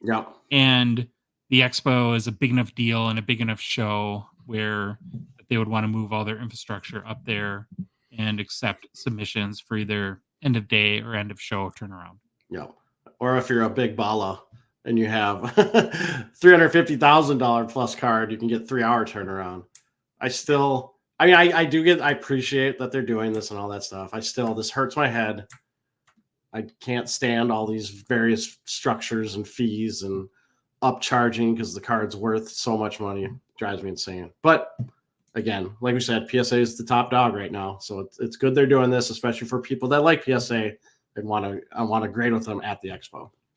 And I totally identify with, if I had like a super nice Gordie Howe 50 markers, I want to mail that thing. It would either be fly to PSA or, if I'm going to the expo anyways, then it becomes a cheap way to actually go about and do it, because there's no way I'm putting a card like that in the mail. And I think there's lots of collectors that share that same mentality. Okay, new product releases. Where do we start? Well, probably the biggest news of the day that just came out a couple hours ago. You sent me the email. I'm like, holy cow. The 2023-24 Series 1 checklist is out. So we were expecting this in probably mid-November. And at this point, we're over the last couple of years, it's way more likely that it gets pushed than it comes early. But it looks like this will be 3 weeks or more early, as the checklist is out and the product is scheduled to be released on October 18th. So it doesn't mean exactly it'll happen on the 18th, but if anything, it might be a day or two. They seem to be sticking to their release dates pretty consistently lately, though. So a couple noteworthy things here to go over. First of all, this is the first flagship released under the new configuration. So remember, instead of 24 packs, where we have 1 hit per pack, we're going to get 12 packs and you get 3 hits. The most important thing to know, though, is that even though they're going from 24 packs to 12 in a hobby box, you're still going to get your 6 Young Guns. So the amount of Young Guns per hobby box hasn't changed, which will essentially be an average of 1 Young Gun every other pack now. So you're going to be getting them even more frequently. What you're going to miss out is basically you're going to get less base cards, which not a ton of people care about. Maybe you do if you're a set builder. You might be bummed if that's what you care about, and you're going to have less packs to open. So breakers are going to be thrilled with this new configuration, I'm sure. Along with that, though, like with every flagship release, it means we have a new crop of Young Guns incoming. And the checklist came out today, so we know who it's basically 50 Young Guns cards or 49 Young Guns are going to be. Not a lot of surprises. Actually, if you listen to our last show or you go back and you reference it, almost every candidate that we talked about being a Series 1 potential made it. And I really don't know of any surprises. So kind of the names that are most known or thought to be the biggest chases that are on the checklist, of course, are Matthew Nyes, Luke Hughes, Devin Levi, Dustin Wolf, Matthew Coronado from Calgary, and then Luke Evangelista, who's Linda Evangelista's cousin and Brendan Shanahan's cousin. Yeah, Not we gonna talked forget about that now. that. On last show, he's plays for the Predators. All of them are there. No like snubs in that regard. Yeah. I've also heard a lot of people talking about, I think it's Tyson Forster for the Flyers. So he's in there. And then something really cool for us, Troy. Our Minnesota Golden Gopher, who then, of course, had to go straight to the Minnesota Wild after the college season ended last year. Brock Faber is on the Series 1 checklist. Nice. Now, I heard the checklist, the Young Guns checklist, is Nyes and Luke Hughes. Somebody mentioned on our Instagram. Yeah, I saw that. They were right. They were right, too. Yeah. How awesome would it be to have Matthew Nyes and Brock Faber as a checklist, too? Yeah, just cater to us Minnesota Gopher fans. Come on. Yeah, sure. No. And a reminder, too, that to be eligible to be a Young Gun, you had to have played in an NHL game by at least the end of last season. So if you're looking for people like Logan Stankoven or other guys like that who have yet to play a game yet, they're going to be more likely Series 2 candidates, which, of course, also is why Connor Bedard will be in Series 2. Yeah. In addition, I thought it's worthwhile to go over all the new Young Guns variations now that we're 2 weeks away. Series 1 coming out. So you're still gonna have your base Young Guns. You're gonna have your clear cut. We're gonna have exclusives, which are out of 100 and high gloss out of 10. Those aren't changing. The new additions there's a deluxe Young Guns out of 50. Then we have the outburst variations that Karn was talking about. You have outburst silver, which is not numbered, outburst red out of 25, and outburst gold, which is the 101. The outburst silver one, I was thinking about today, Troy. It's like, because I didn't see on the checklist. I just looked at the overview on Cardboard Connection, so maybe it's on the checklist, but I didn't see like even pack odds on that. So I'm really curious as to how people are gonna value that versus. It's easier with the deluxe out of 250 and red out of 25 to place a value on it, but. I assume it'll be more than a base, but how much? Be interesting to find out. And then some variations were sunsetted too. So French and clear cut exclusives were not included anymore. You surprised that it's dropping early? That we're going to get Series 2? I mean, I was surprised. Series 1? Yeah, I mean, I was a little bit surprised. But I guess, hey, if they can get it out and they're ready, go for it. Let's go. Yeah, they must not be holding anything artificially, I guess, right? It's as soon as things are ready, they're shipping them out. There's no autos. I mean, there might be one auto somewhere in here, but there's not. I mean, usually that's what the holdup is. If I'm the chief of marketing at Upper Deck, I'm really tempted to hold it to the Expo, though. Part of me loves the and the expo is just a tiny percentage of the hobby, so Yeah. you can't cater to that, I know, but it is cool when Series 1 was Series 1 last year that came out during the expo, right? I think so. Yeah. Yeah. We were opening in the hotel. Yeah. Seeing the But it'll still be the same. I mean, they'll still probably have the balloons and the Oh, yeah, diamond yeah. dealers and all that stuff. So. And it won't be out that long, so it'll be out just a Yeah. few weeks. I'm really excited for the new configuration. Yeah, I want to know. This is when you're a degenerate gambler. Who will be the first 101 Outburst Gold Young Guns pulled? He'll forever go there. Listed on social media there. We'll put Probably him a guy we never heard of. Yeah. Are you pretty pumped about the new configuration? Yeah, I'm excited for it. I love the 101. I think that's pretty cool. And yeah, I'm all for the 12 packs, 12 cards in a pack, 12 packs. So I'm excited to see it. I went to verify pre-sale pricing. I got mad, Troy. Oh no. We're at 130 in the US. It's 150 in Canada. And what's again, that not a in? math show, but I did it. I did the conversion. That's $109. Why is it $20 more here for a hobby? Who knows? I don't even try to begin to figure out all the math, the exchange rates, and everything. But hopefully it stays like that. Hopefully it's because when we go to the expo, we bring our American money that we get a really, really good exchange rate on. Get a good deal there. Hopefully the dollar stays strong, I guess. And Just our government doesn't shut down. Note for everybody, we do plan to have Billy Celio on soon. He's going to do a complete breakdown. So we're not going to go too in-depth on the checklist because of that. But we did want to cover kind of the big names on the Series 1 checklist. And it kind of makes it official, too, that the Series 2 checklist is going to be insane. It's not just going to be Connor Bedard. There's going to be really cool hits left and right on... Oh, man. Cannot wait for that. Who gets held over for extended? Like, who's one of those guys? They got to hold one of them, right? You think, just to have, or their canvases? Or... Yeah. Oh, yeah. I didn't even think to look at the canvas checklist. We got to do that. All right, it just came out right before we recorded, so that's our excuse there. Okay, another checklist came out. Why have one checklist when you can have two? This one's coming up sooner. It's 2022-23 Allure, scheduled to come out next Wednesday, October 11th.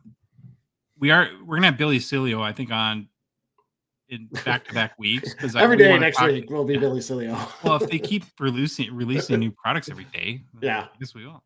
Now we're mad. Stop releasing so many products. It's awesome but overwhelming at the same time. It is. A Hockey Cards podcast. So we're not going to do the typical deep dive into the checklist like we do, but there are a couple really important notes I want to make about Allure. First of all, I really think, looking back, and it's kind of interesting that Karn mentioned Allure, that the 2021 release that came out last spring was a pretty big step forward for this product. It was, I think, largely considered, trying not to be mean here, like hot garbage after 2020. We like 2020. We bought a lot of it. But I was gonna say we were just ahead of our time. Josh. We were just ahead of the time. We're trendsetters. We liked it. But yeah, we quickly found that we were kind of in the minority there. Yes. But man, when you look just across the board, and I give Upper Deck a lot of credit for this, and I think Billy worked on it, but all the designs were a big improvement. Mm-hmm. The color flow, or whatever they call it now, with the color connected rainbow cards were super cool. Then of course you had 16-bit, which was maybe the card of the year as far as like new cards introduced into the hobby. So just a really, like I said, I think a big step forward for the Allure brand. And we'll get into it with Billy, but I'm really excited, and you can go look at them yourself, whether it be on Cardboard Connection or Beckett, about the 2022 designs as well. I think it has the potential to take another step forward. Mm-hmm. The big card, though, is 16-bit. Yep. And it is back. Yep. What's really interesting, how do I know that? Because it's not an Easter egg. It's actually on the checklist. It's on the checklist for 2022-23. Yep. So far, based on, I think, Beckett, when I looked, there's been 23 identified 16 bits from the initial release in 2021-22. There's 20 on the checklist for the next year release for the 2022-23 season. So pack odds to pull a 16-bit are going to be 1 in 810 packs. So I'm take that to mean that, or do you think this means that they're going to be not as rare? Great question. Maybe. I thought the sentiment on when a card is an Easter egg, like it's a really super short, less than super 10. super short print. Yeah, I agree with you. They probably are less rare this release, but still rare. Oh, it's still rare too. And if, you always have to look at this in the way too that if there's a specific player I want, if the overall pack odds are 1 in 810 packs, there's 20 cards on the checklist. That means for that player, it's 1 in every 16,200 packs. Yep. It is going to be in retail too. The overall pack odds are a lot bigger. So I think it's something like 1 in 32,000. I did the math wrong. It's like 1 in every 32,000 packs for a specific player. Because I think it's something like 1 in 1,600 or something like that. Retail odds. Notes are bad here. Okay, the big thing though is who are the new players that are going to get their first 16-bit. The big one is 99, Wayne Gretzky, which don't have to be that's a pretty obvious move, but kind of cool. I'm assuming he'll be in an Oilers jersey, if I had to guess. Yep. But it'll be interesting to see what he looks like. Austin Matthews was not on last year's Allure checklist. Mitch Marner was, which is kind of interesting. He's going to get his first 16-bit. What do you think a mustache is going to look like in 16-bit, Troy? I hope they put it on there. It's going to be like the blocky caterpillar underneath his nose. Pretty awesome. Other guys appearing that were not on last year's checklist or whatever you call it when it's an Easter egg are Matty Beniers, Matt Boldy, Mo Sider, Owen Power, Trevor Zegras, Shane Wright, Troy, your guy. Angry 16-bit character. Leon Draisaitl, Nathan McKinnon, Patrick Kane, Steven Stamkos, and Igor Shesterkin. There's some other players too, but not quite as big as Chase's. The most interesting thing about this, though, is there are repeats. There's 3. Yeah. Kind of the obvious ones, McDavid, Crosby, and Ovechkin. So I'm really going to be curious to see what Upper Deck does to make it unique and just not feel like, or I hope not be like what we've seen like in PMGs where it's just, well, here's last year's version of, or this year's version of McDavid, which is really similar to last year's version. I hope they find a way to make it distinctive enough where you would want both. Yeah, I agree. I don't like the repeating. I wish they would have waited longer. You could bring in newer players or a Bedard one, we'll say, if he does well. You could start sprinkling in some veterans or even the legends. I think it would be pretty cool. Now, what I'm guessing. No, I'm not guessing. I think it'd be really cool if the Easter egg now is an autograph version. I think that would be cool if that's like the unannounced Easter egg that ties to 16-bit as they throw some auto versions in there that are like 1 in 50,000 packs or something crazy. Yeah, I would bet that there's going to be an Easter egg. It would seem weird if there wasn't one, but we're going to talk to Billy next week too. See if we can give him to spill the beans. We'll get him. He won't. But he won't. He won't. Is Allure something you're excited about? I am. I liked Allure when we were getting into it, and then I kind of took a break. I don't know if I felt bad or shame, but I liked what I saw. I didn't buy any of the last set or the last release, but I do like Allure. I love the whole connected rainbow kind of thing. I thought that was really cool. 16 bits were obviously a hit, so I'll get a box. I'm gonna get a box. So you like the logo? Because I know that's important. No, logo's fine with me. I like detailed and all that stuff. Yeah, ice is the one. And what's the other one? There's another one that always bugs me. I can't remember it. Must not bug me that much. Synergy or Trilogy? It's gotta be it's Synergy because I think it looks like an energy drink. Yeah, there you go. Okay, moving on. All right, moving on. We also had a product come out today.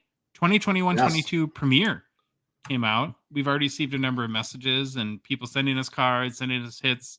So thank you to everyone that did that. I want to get right away into the sticker auto update. I've seen one sticker so far. There might be more.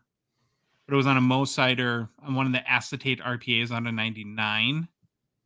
So we'll see what others show up. I have seen a couple Cole Caulfield autos though that are hard signed. So that is very, very good news there. Again, I'm not sure what that means. It could be player by player. Yep. Some might have stickers, some might not. It could be card by card. Maybe some of the bigger cards, more scarce, more important ones, they got hard signed. Other ones might have stickers. We'll just have to see how it shakes out because there's still something that has not right with this rookie classes when it comes to autographs. In general, though, just like we said, we both watch breaks. We've seen some cards. The cards look super nice. The patches, just like with Stature, as much as there's been an issue with autos, we probably haven't given Upper Deck enough credit lately for their patches. Oh, they've been fantastic. The patches in Stature and Premier have been, and Ultimate 2 have been awesome. Yeah. I love the designs of the acetate RPAs. They're either out of 249 or 99. Just very clean, cool looking cards. Some of these mega patches are just filthy. Yeah, they are. And we had to show one that our guy Breezy had pulled, an Ovi mega chest patch. I think this is out of 5 hand numbered. Hand numbered. It's just ridiculous. Yeah, that's sweet. Love those mega patch cards. So while we don't exactly know what the full story is with the 2021 rookies and their autos, again, overall the cards look really nice. Kind of what we've seen in the boxes. If you look at, again, it's a 6-card box, 1 pack. It's got a couple of jersey cards on the bottom. Ho-hum. Then you got they're almost like base when they are going through. It's like, oh, here. Then you got a couple base cards on top. Now you can get some lower numbered ones there. Yeah. But the meat is the 2 middle cards, where the 3rd card in is the acetate RPA, which is autographed, and then beneath that is either an auto or a patch or memorabilia card or art patch auto 2. So you can get 2 autos in a box. Yeah. I did see I saw some redemptions get pulled. I couldn't remember. I can't remember who they were now. If they were, I wonder if they were rookies. I just can't remember. Sorry. People were speculating if Zegras is a redemption. I'm not sure on that. I saw a Timu Solani redemption. Oh. Not sure why. What card was it? Like a mega patch? It was an auto. Oh, okay. No, I don't know. But what we notice is what you'd expect with any 1-pack box that has 6 cards in it. You're going to have some definite duds, and then there's huge boxes as well. So it's kind of a gambler's product there. Well, Troy, a staple of our show is got to get back to Series 2 presale pricing. Yep, here we go. I tried to come up, if you're watching on YouTube, I was trying to think of like soap operas, and I thought of As the World Turns. So this is my lame attempt at As the Presales Turn. I love it. We have another Series 2 presale pricing update. So first of all, we'll catch anyone that's missed the show lately up to speed here. 2023-24 presales prices went live a few weeks ago in Canada. Roughly the equivalent of what Series 1 is right now, just $120, something like that. Then it sold out. So a week or two later, pre-sales open in the US and retailers start at $200. Within a week, we're getting now or never emails from Dave and Adams, and it sells out. Yep. Apparently, the term limit on never is 1 day, because the next day pre-sales were back at $200 here in the US, and then a week again later, another now or never email, and it's sold out. Now wait for it, Troy. Of course, the next day, this past Monday, it's back live again at $220 US. So we've gone up 10%. And so what I've learned is that now or never disappears to the price. It's not the availability. It's like, if you want to get this price, now or never. Yeah. And actually, now that this has played out for a few weeks, I have a theory on this that I want to run by you. I think I might be right. What I think Dave and Adams is doing is they're price testing. Yeah.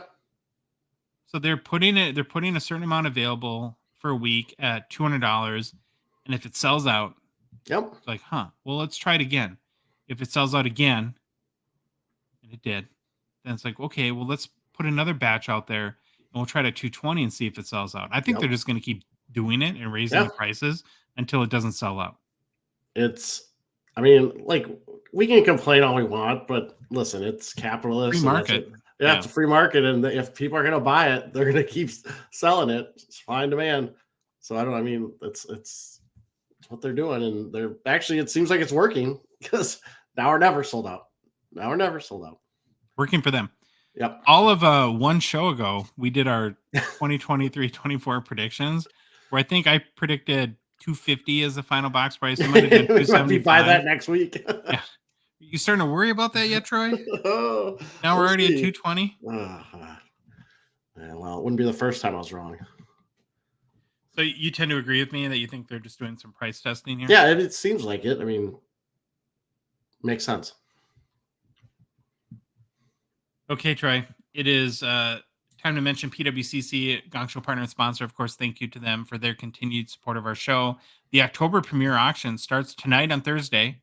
So be sure to head to pwccmarketplace.com to check out all the hockey cards. They don't do previews, but I'm assuming there'll be some big bangers in there like there is every month. If you're not a $20,000 plus kind of guy for cards, or no worries, we're not that either. Our speed is probably more the PWCC Weekly Auction, in which auction number 90 is live right now, goes through this Sunday night. And like we do each week, Troy and I picked out our favorite vintage and modern cards in the auction to highlight, learn more about the cards, learn more about the players. And as we always do, Troy, we're going to start on the vintage side. All right. Our first card this week. I'm excited about I'm excited about yours too, but I just don't know about them yet because I didn't look. But I'm really excited about my picks. The first one, you may be thinking, why is this special? Well, it's a 1985 OPG Mario Lemieux rookie PSA 7 with a PWCC Superior Eye Appeal rating. Well, first of all, any Mario Lemieux OPG rookie is a special card. One of the most iconic cards there is. Little something extra special with this one, though, Troy. So the pop count on the 1985 OPG Lemieux PSA 7 is 1,115. Pretty big. Yeah. A lot of cards. What makes this card unique is that PWCC Superior Eye Appeal rating, which puts it in the top 5% of cards for its grade. Now, we know this isn't a math show. I've already mentioned that. This is actually where I really wish we had the supercomputer up and running, but we got to figure out a way to get that going for YouTube. Yeah. So if there's 1,115 PSA 7s, and this is in the top 5%, that would put it in the top 56 copies, according to PWCC, from an eye appeal perspective, which is just a fancy way to say this is a really, really nice PSA 7. Well, and the first thing I was gonna say, that was the first thing that jumped out to me when this card showed up. I mean, this thing looks sweet. It's sick. The centering is beautiful. Yeah. I was trying to figure out if it's perfect. Do you think I saw a tiny bit off left to right. Do you see that? Yeah, I think left is just a sliver bigger than the right, the white area. It's got the OPG rough cut on the edges, which I love a lot. So that's a bonus for me. The surface, Troy, looks impeccable. Like, there's not a fisheye. There's nothing. There's some stuff at the bottom. Stop. See, right. Maybe that's why I got the 7. There's these little dots, but yeah, well, I thought it was maybe like the bottom corners look a little. Oh yeah. A little hanging Chad right there. So to me, it was the bottom corners, but maybe something a little bit on the bottom on the surface side. If I had sent this card into PSA and got a 7, I would be pretty mad. Yeah, that would have been like, crack, retry. But I guess one man's misfortune becomes another man's opportunity, and so there could be a good opportunity to get a 7 a little bit on the cheaper side here. Maybe not, though, Troy. Listen to this. Ooh. So the last sale on a 1985 OPG Mario Lemieux PSA 7 was $385 US on September 26th. Nothing crazy, but a good amount. All-time high for 1985 OPG Mario Lemieux PSA 7 happens to be this exact card. Really? Sold in the PWCC Weekly for I forgot to write the date. Might have been 2022 for $4,050 US. So now I'm going to go repeat the last sale. It was $385, and this card is sold for $4,050. Wow. Have you ever seen a swing like that? No, that's crazy. In the same grade of a card. Wow. No, I have not. That's nuts. But when you look at, though, And this is like where we talk about, especially in vintage, when these kind of middle grades that have bigger pop Mm-hmm. counts, where the buy the card, not the grade, definitely applies. You look at that PSA 7 that sold for $385, it's nowhere near as nice of this card. Would recommend anyone that's interested to go ahead and do that. So now, oh, actually, I think it was like 2021. I'm sorry, because I had a note here that it'll be interesting to see on that $4,050 top sale was Yeah. during the pandemic. So it'll be interesting to see if this one gets anywhere close to that. What's the current bid? $280. God, if this goes for like $400, I know, that's crazy.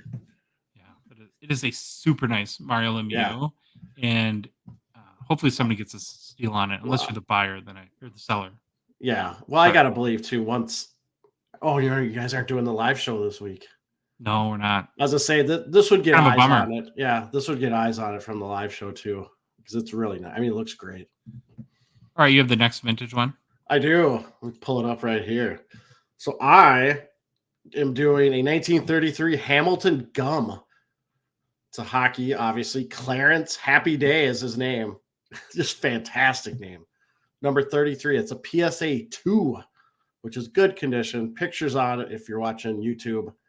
So, Josh, I don't believe we've ever done a 1933 Hamilton Gum hockey card yet in the PWCC Weekly. Then I started doubting myself, but I was too lazy to go through all. I mean, we're over 1,000 pages of show notes. And I didn't want to go over and look at all those. So I'll just say we haven't ever done it. I had zero familiarity with this set. So I thought I'd take a look at it because it would be a fun card to look at. I love the picture. I love the card. Yeah. And not knowing anything about the set, that's what I want to do. I want to look at the set, then look at the card, and then finish with a little bio and pricing. So the 1933 Hamilton Gum Hockey, and I totally got this from Cardboard Connection because they had a really nice little write-up. So it was titled the 1933-34 V as in Victor 288 Hamilton Gum Hockey. Is a relatively small set. But what's interesting to note that for a small set, it can be it's pretty painful to collect. And we'll see why in a sec. So this set, the fronts feature a black and white player picture superimposed against the solid colored backgrounds. As you can see, now this one, if you're watching YouTube, it's a blue background. However, it actually came in 4 different colors. So it was like, apparently it had parallels. There's a blue, there's an orange, there's a green, or there's a beige. And the player's name, obviously at the bottom of the card, I just love it says Happy Day. That is my favorite thing. Yeah. Like, I literally had to double check to make sure that they just weren't saying have a happy day. I love that. There's a white border surrounds the card, and then I'm going to show the back here so you can see what those look like. The backs begin with the card number and the player's name, followed by his position and team. There's biographies in English and French, and a little advertisement at the bottom for puck gum, which I think is funny. And a line for Hamilton chewing gum runs along the bottom. Now, this set, there are 21 cards to complete. There's 21 cards in the 1933-34 V288 Hamilton Gum hockey set, but they are skip numbered through 49, which means there's basically there'll be 4 copies of the number 1 with the different colored backgrounds. Yeah. Then it goes to 2, 3, 7, and it skip numbers. I couldn't find a reason why, but it skip numbers through 49. Each card, again, can be found with 4 tints, which makes collecting a master set a pretty in-depth exercise. So the key players in the set are Howie Morantz, Aurel Joylat, King Clancy, and Charlie Conacher, I think it is. And then I'm just going to throw in Happy Day since I'm doing him for Hall of Famer, for God's sake, I think. Wasn't King Clancy Fancy Clancy? Yes, that's our boy, Fancy Clancy. All right, so that's kind of really cool. I never knew anything about the Hamilton chewing gum cards. Now I want to see if we can find some at the expo, though, because now that I'm sure we will. Oh, I'm sure we will too. So the card itself, I'm going to kind of zoom in on here. On the front, it's a PSA 2. This one obviously has a blue background, like I mentioned. The front actually looks really, really clean. Like just the front, the image, the picture. I mean, you look at this blue. It looks blue, maybe a couple dots here and there, but it looks really nice. You can see wear on all 4 corners. there's definitely roundedness. There's some edge wear for sure. But again, 1933 card. The side edges actually look pretty nice. Off-centered. Obviously, the right side has a way bigger white border. And if you look at the back, I think this sort of card probably got dinged a lot, even though back's not that important. But you can see there's discoloration. You Staining, look down, looks like. staining. Yes, you can just see it's kind of a dark and all that stuff. But again, the grade reflects that. It's PSA 2. Well, I think this is an important point here, though, in that any PSA 2 card is going to have major issues with it. And so when you're looking at a lower grade card, I think the whole concept of eye appeal becomes really important. And this card has a very high level of eye appeal for a PSA 2 grade. Yeah. Like you'd almost expect it to have creases or.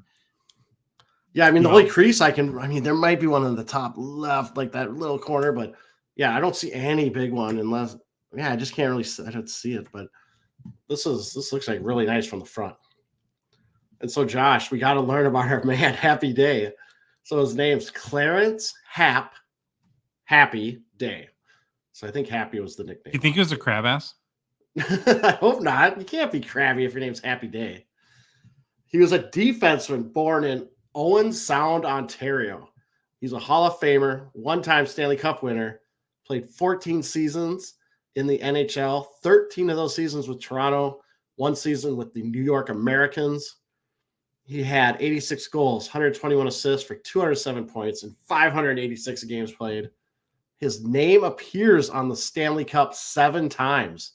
Wow. 1 time as a player, 5 times as a coach, and 1 time as an assistant manager, all with the Maple Leafs. Day had a 33-year career as a player. And Josh, he's one of our guys. He retired. What did he do? Go right to reffing. Referee, coach, and assistant general manager. 28 of those years were spent in various capacities with Toronto. His number 4 is retired by the Toronto Maple Leafs. So that's a little background on Happy Day. So PSA 2 copy of this card. There are 13 graded PSA 2s out of 66 total graded by PSA of this card. Closest sale I could find recently was a PSA 1.5, but it had that MK qualifier, which I believe is marks. Like there's marks on it. I don't know if it means from a pen or what, but that sold for $97.88 US on September 12th of this year via eBay. And I believe that card also had the blue background. I couldn't really tell if there's a premium for one of the backgrounds over the others, but that was the closest thing I could find to this card. And right now, the current bid on this card that I'm showing, the PSA 2 in the weekly auction, is $28 US. That's a real cool card. And very, very nice PSA 2. Yep. So I think somebody's going to be really happy with that. Yep. Okay. Happy. Part of the fun. Final vintage card this week is the 1982 OPG Wayne Gretzky number 107 in action BGS 10 pristine.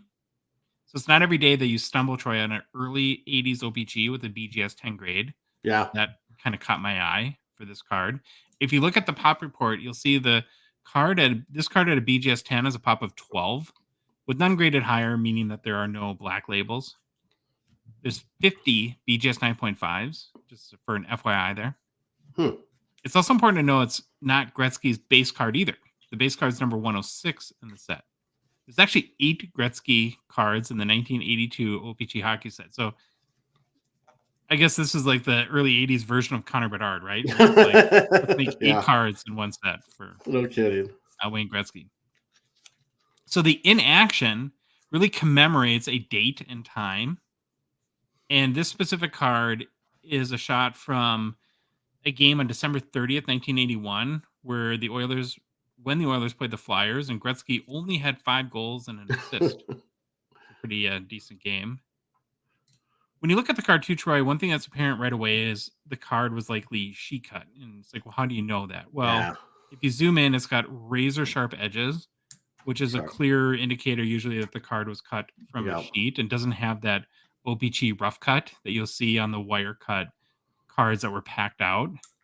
Now, it's not 100% guarantee, but normally you'll see, cards with this edges, like I said, very sharp, that will end up being sheet cut. Now, if it was sheet cut, it doesn't like make it wrong or anything like that. There's really no right or wrong. It was so printed at the same Yeah. time all the other cards were. It would just never was cut, and so it was cut Yep. at a later date with a razor and not a wire. Another kind of telltale giveaway that it is sheet cut is when you look at the subgrades, it's got 310 subgrades and one Mm. 9.5, and the 9.5 is the surface. So a lot of times when these cards weren't cut and they were left in the sheets, they were rolled up, and that would kind of scratch the process of doing that, the surface a little bit. So it's very common to see the surfaces dinged a little bit from a grading perspective. And like I said, there's no right or wrong here. It doesn't really No. matter. One's not like more legit or the other. It's just more of a preference thing. So what guy are you, Troy? You're a rough cut guy, right? Like me? I think so. I think I prefer the rough cut. I feel like, I don't know if I flip flopped ever, but I feel like I'm a rough cut guy.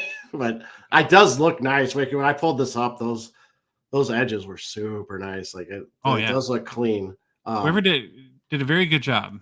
Yeah, And I want you to keep talking because I want to actually. So what is? Not that I want to pick this out. Is this like a camera lens line, or what do you think that is? Do you see that? I wanted to see if mine had this too, but that's it could be on the It has to be. It has to be older the too. camera. I think it must be some like camera. lens flare or something. So a really interesting card. I like the fact that it commemorates kind of a huge game that he had as well. So last sale on a 1982 O-Pee-Chee Wayne Gretzky in action BGS 10 pristine was $993 US on August 1st, all-time high, $1,170 US in May of 2022. You got a current bid? I do.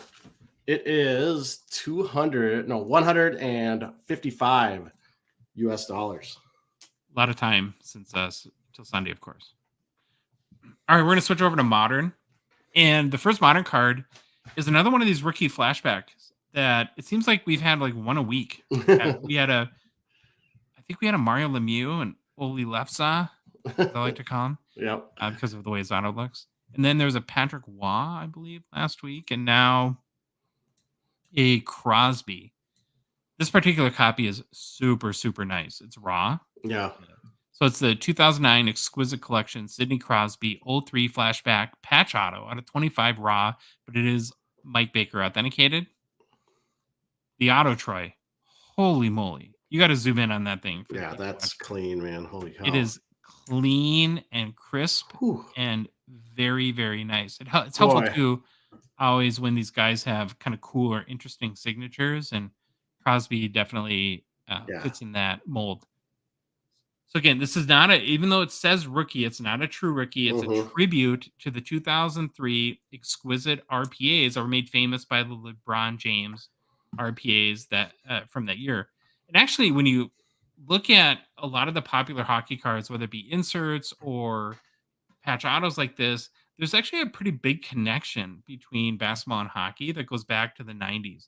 So like cards like Jambalaya or Noise Boys or Central Credentials, PMGs, they were started as basketball cards. And because Upper Deck at the time in 2003, they had the basketball license as well as the hockey license. So Exquisite, there wasn't the higher end hockey set at that point. That didn't come out till 2005, the Cup. That you have this sort of marrying between using this design for basketball cards that, like I said, were made famous with the LeBron rookie, and kind of makes these really cool, interesting hockey cards. Another thing that stands out about this card is the patch. Really nice recolor patch for obviously in the Penguins jersey. So again, it's not a rookie card, but outside of a Crosby rookie, it's a really kind of interesting, going to be a card that's pretty well sought after. It's out of 25, so there's not a lot of them, and because of that too, they're not sold really often. I can only find, Troy, 11 sales in Card Ladder sales history. Of the ones that I saw too, of the 11 sales, I think 8 or 9 had pictures. This is definitely in the top 3 or 4 as far as the quality of the patch too. So I expect there's going to be a lot of people really interested in it. Last sale for 2009 Exquisite Collection, Crosby 03 rookie flashback patch auto at a 25 was $6,900 US, and that was on a BGS 8.510 copy in Okay. December 2022. All-time high was actually the same card as that Really? one. 6 months earlier, it sold for Of course. a couple $1,000s more. Yeah. So you got a current bid? $1,075 US. Okay, yeah, already some action there. All right, you got the next modern one? I do. Here we go. I just had to do our boy who gets no love. I just saw this card. I don't think I don't never seen a SP Authentic Future Watch auto of Stamkos, or that I've really looked at. So I haven't either. Yeah, so I thought, wow, it just kind of popped in my head. I was like, that's interesting. I'll just look at that card. Now, there's not much to look at. I can't give you a long story on the set or anything, or Steven Stamkos. We've went over him before. But all right, this card is officially a 2008 SP Authentic Steven Stamkos rookie auto on a $9.99 autograph Future Watch or Future Watch auto. It's number 247. It's a PSA 8 grade. And if I'm reading this right, now I'm not the big grader, but nothing about the autograph was authenticated or graded, right? It's just, it's an 8, or is that when it says autograph there? Does that mean that the auto's not graded? The card is graded an 8. Okay. But the auto would be authenticated because it's authenticated by Upper Deck. Okay. Gotcha. Perfect. All right. So we got to show Stamkos some love. So I got to look at this one. I thought it was pretty interesting. So if you look at the card again, it's a PSA 8. It's fairly recent, 2008. The card itself, again, looks really, really nice. I would love to see this in hand, but you zoom in and, I mean, I can't. The corners look great. I have no clue how you tell the centering on this thing. I don't know if you look here from the logo to maybe there. I don't know. But it looks really, really nice. And even, obviously, these backs aren't as exciting, but the back looks really nice. So it does look really, really nice. There might be surface issues that I can't see. And I also like, even though it's a fever dream and it's crazy, his auto, I kind of dig it. It's like a Jackson Pollock painting. Like it just thrown together. It's like he scribbled for like 43 solid seconds. Yeah, it's just went back and forth and back and forth and back and forth. It's better than like 2 letters. That's true.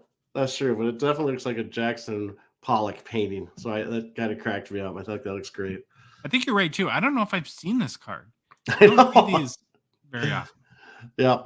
Again, it's Future Watch auto. It's out of $9.99. So at least there's some built-in scarcity, if you want to call it that. There are 130 graded copies listed on the PSA site or his PSA website with 70 PSA 10s. The PSA 8 has a pop of 12. Low pop. Yeah, low pop. Not the low pop you want, but it is a low pop. And obviously, Stamkos is a star. 515 career goals, 541 career assists, 1,056 points in 1,003 games played. Last sale of a PSA 8 card of this card in a PSA 8 grade, I could find was February 15th of this year via ebay.ca, verified in Terapeak for $325.81 US. Current and bid. He's mad at the Lightning. Yeah, no kidding. You hear that?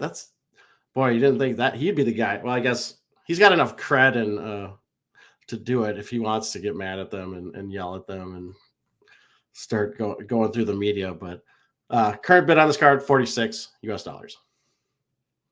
Okay, the last card we're going to cover is I picked it for a very similar reason why you picked the Stamkos Future Watch auto. It's a card that I don't think we've talked about before, or even the concept of Young Guns Jumbos. But This is a 2015 Upper Deck Connor McDavid Young Guns Jumbo PSA 10. The card, Troy, has a pop of 9. Wow. That blew my mind. Because I honestly do not. I think I might have one Young Guns Jumbo, but I don't know where it is, and I don't know who it is. It's not something I collect. These were, well, the Jumbos they're a lot bigger, of course, than a regular card. I think they're 3.5 by 5 inches versus the standard card size of 2.5 by 3.5. They were found in blaster boxes during the 2015-16 release. There's only 111 graded, so I don't know how common or uncommon they were. And so given a pop 9 is an 8% gem rate, which kind of makes sense because these bigger cards, like we know like Tall Boys and Vintage, get really tough to keep in good condition when they kind of the edges stick out Yeah. of, if you put them in stacks or something like that. I don't know. Are you a Young Guns jumbo guy? Nope. What do you do? They're just big and they're hard. It's hard to figure out what to do with them. I would definitely want one that was encapsulated and graded if I was going to have one, just because of the fear that it wouldn't fit anywhere nice. And Yeah, I'm sure they make like top loaders for they these, do. but They do. I've looked it up once, I think, before. Mhm. Pop 9 though, God, that really surprised me. Yeah, that's pretty nuts. So if you are a Young Guns jumbo fan and you want a McDavid, these of course do not come up for sale very often. Nope. With only being 9. Last sale though was August 16th for $2,550, and then all-time high, Troy, 4,000 US this past February. You got a current bid? $725. All right. Well, we got to end the show with personal pickups, and you sort of let the cat out of the bag about your own Yeah. failure. Failed. This will be pretty quick. I did keep the streak going. I picked another card up in my sort of mini burgeoning PC for the kid I have for my hometown, Scotty Prunovich. Picked up a Future Watch Auto of his, 2021-22 raw. Of course, these are out of $9.99. I think it was like $20. But when's your apology going to be to Scott Prinovich after just ripping on the 2-letter auto? I mean, at least he's got the number there too. Yeah, come on, Scotty. It's your Future Watch Auto. I'm sure there's 1,000 of them. That's why you didn't want to sign it. But yeah, I would take, I think, Steven Stamkos's fever dream scribbled mess over the 2-letter auto. That's for sure. All right, well, that's our show for this Thursday. If you like the episode, please leave a rating and review on Apple, Spotify, whatever podcast app you listen to us on. If you love the show, you want to support us, want to chat with us on the Hockey Cards Gongshow Discord server, want to get in on the 5K challenge before it's too late this Sunday, please consider a $5 a month donation. Join our $199 support level tier on Patreon. The link is in the show description if you're listening to us on a podcast app, or in the description on YouTube if you're watching us there. You can go to our website, hockeycardsgongshow.com, click on the Become a Patron link. If you want, just go to the Patreon website, patreon.com, and search for Hockey Cards Gong Show. Or there's a link in our Instagram and TikTok profile in our link tree that you can find there. We're on social media, Troy. You can follow us on Instagram, Facebook, TikTok, Twitter, and YouTube. And the Hockey Cards Gong Show podcast is a production of Dollar Box Ventures, LLC. We have a whole extra day before Monday, so I'm sure 1,000 more things will happen, and we'll talk to you guys then.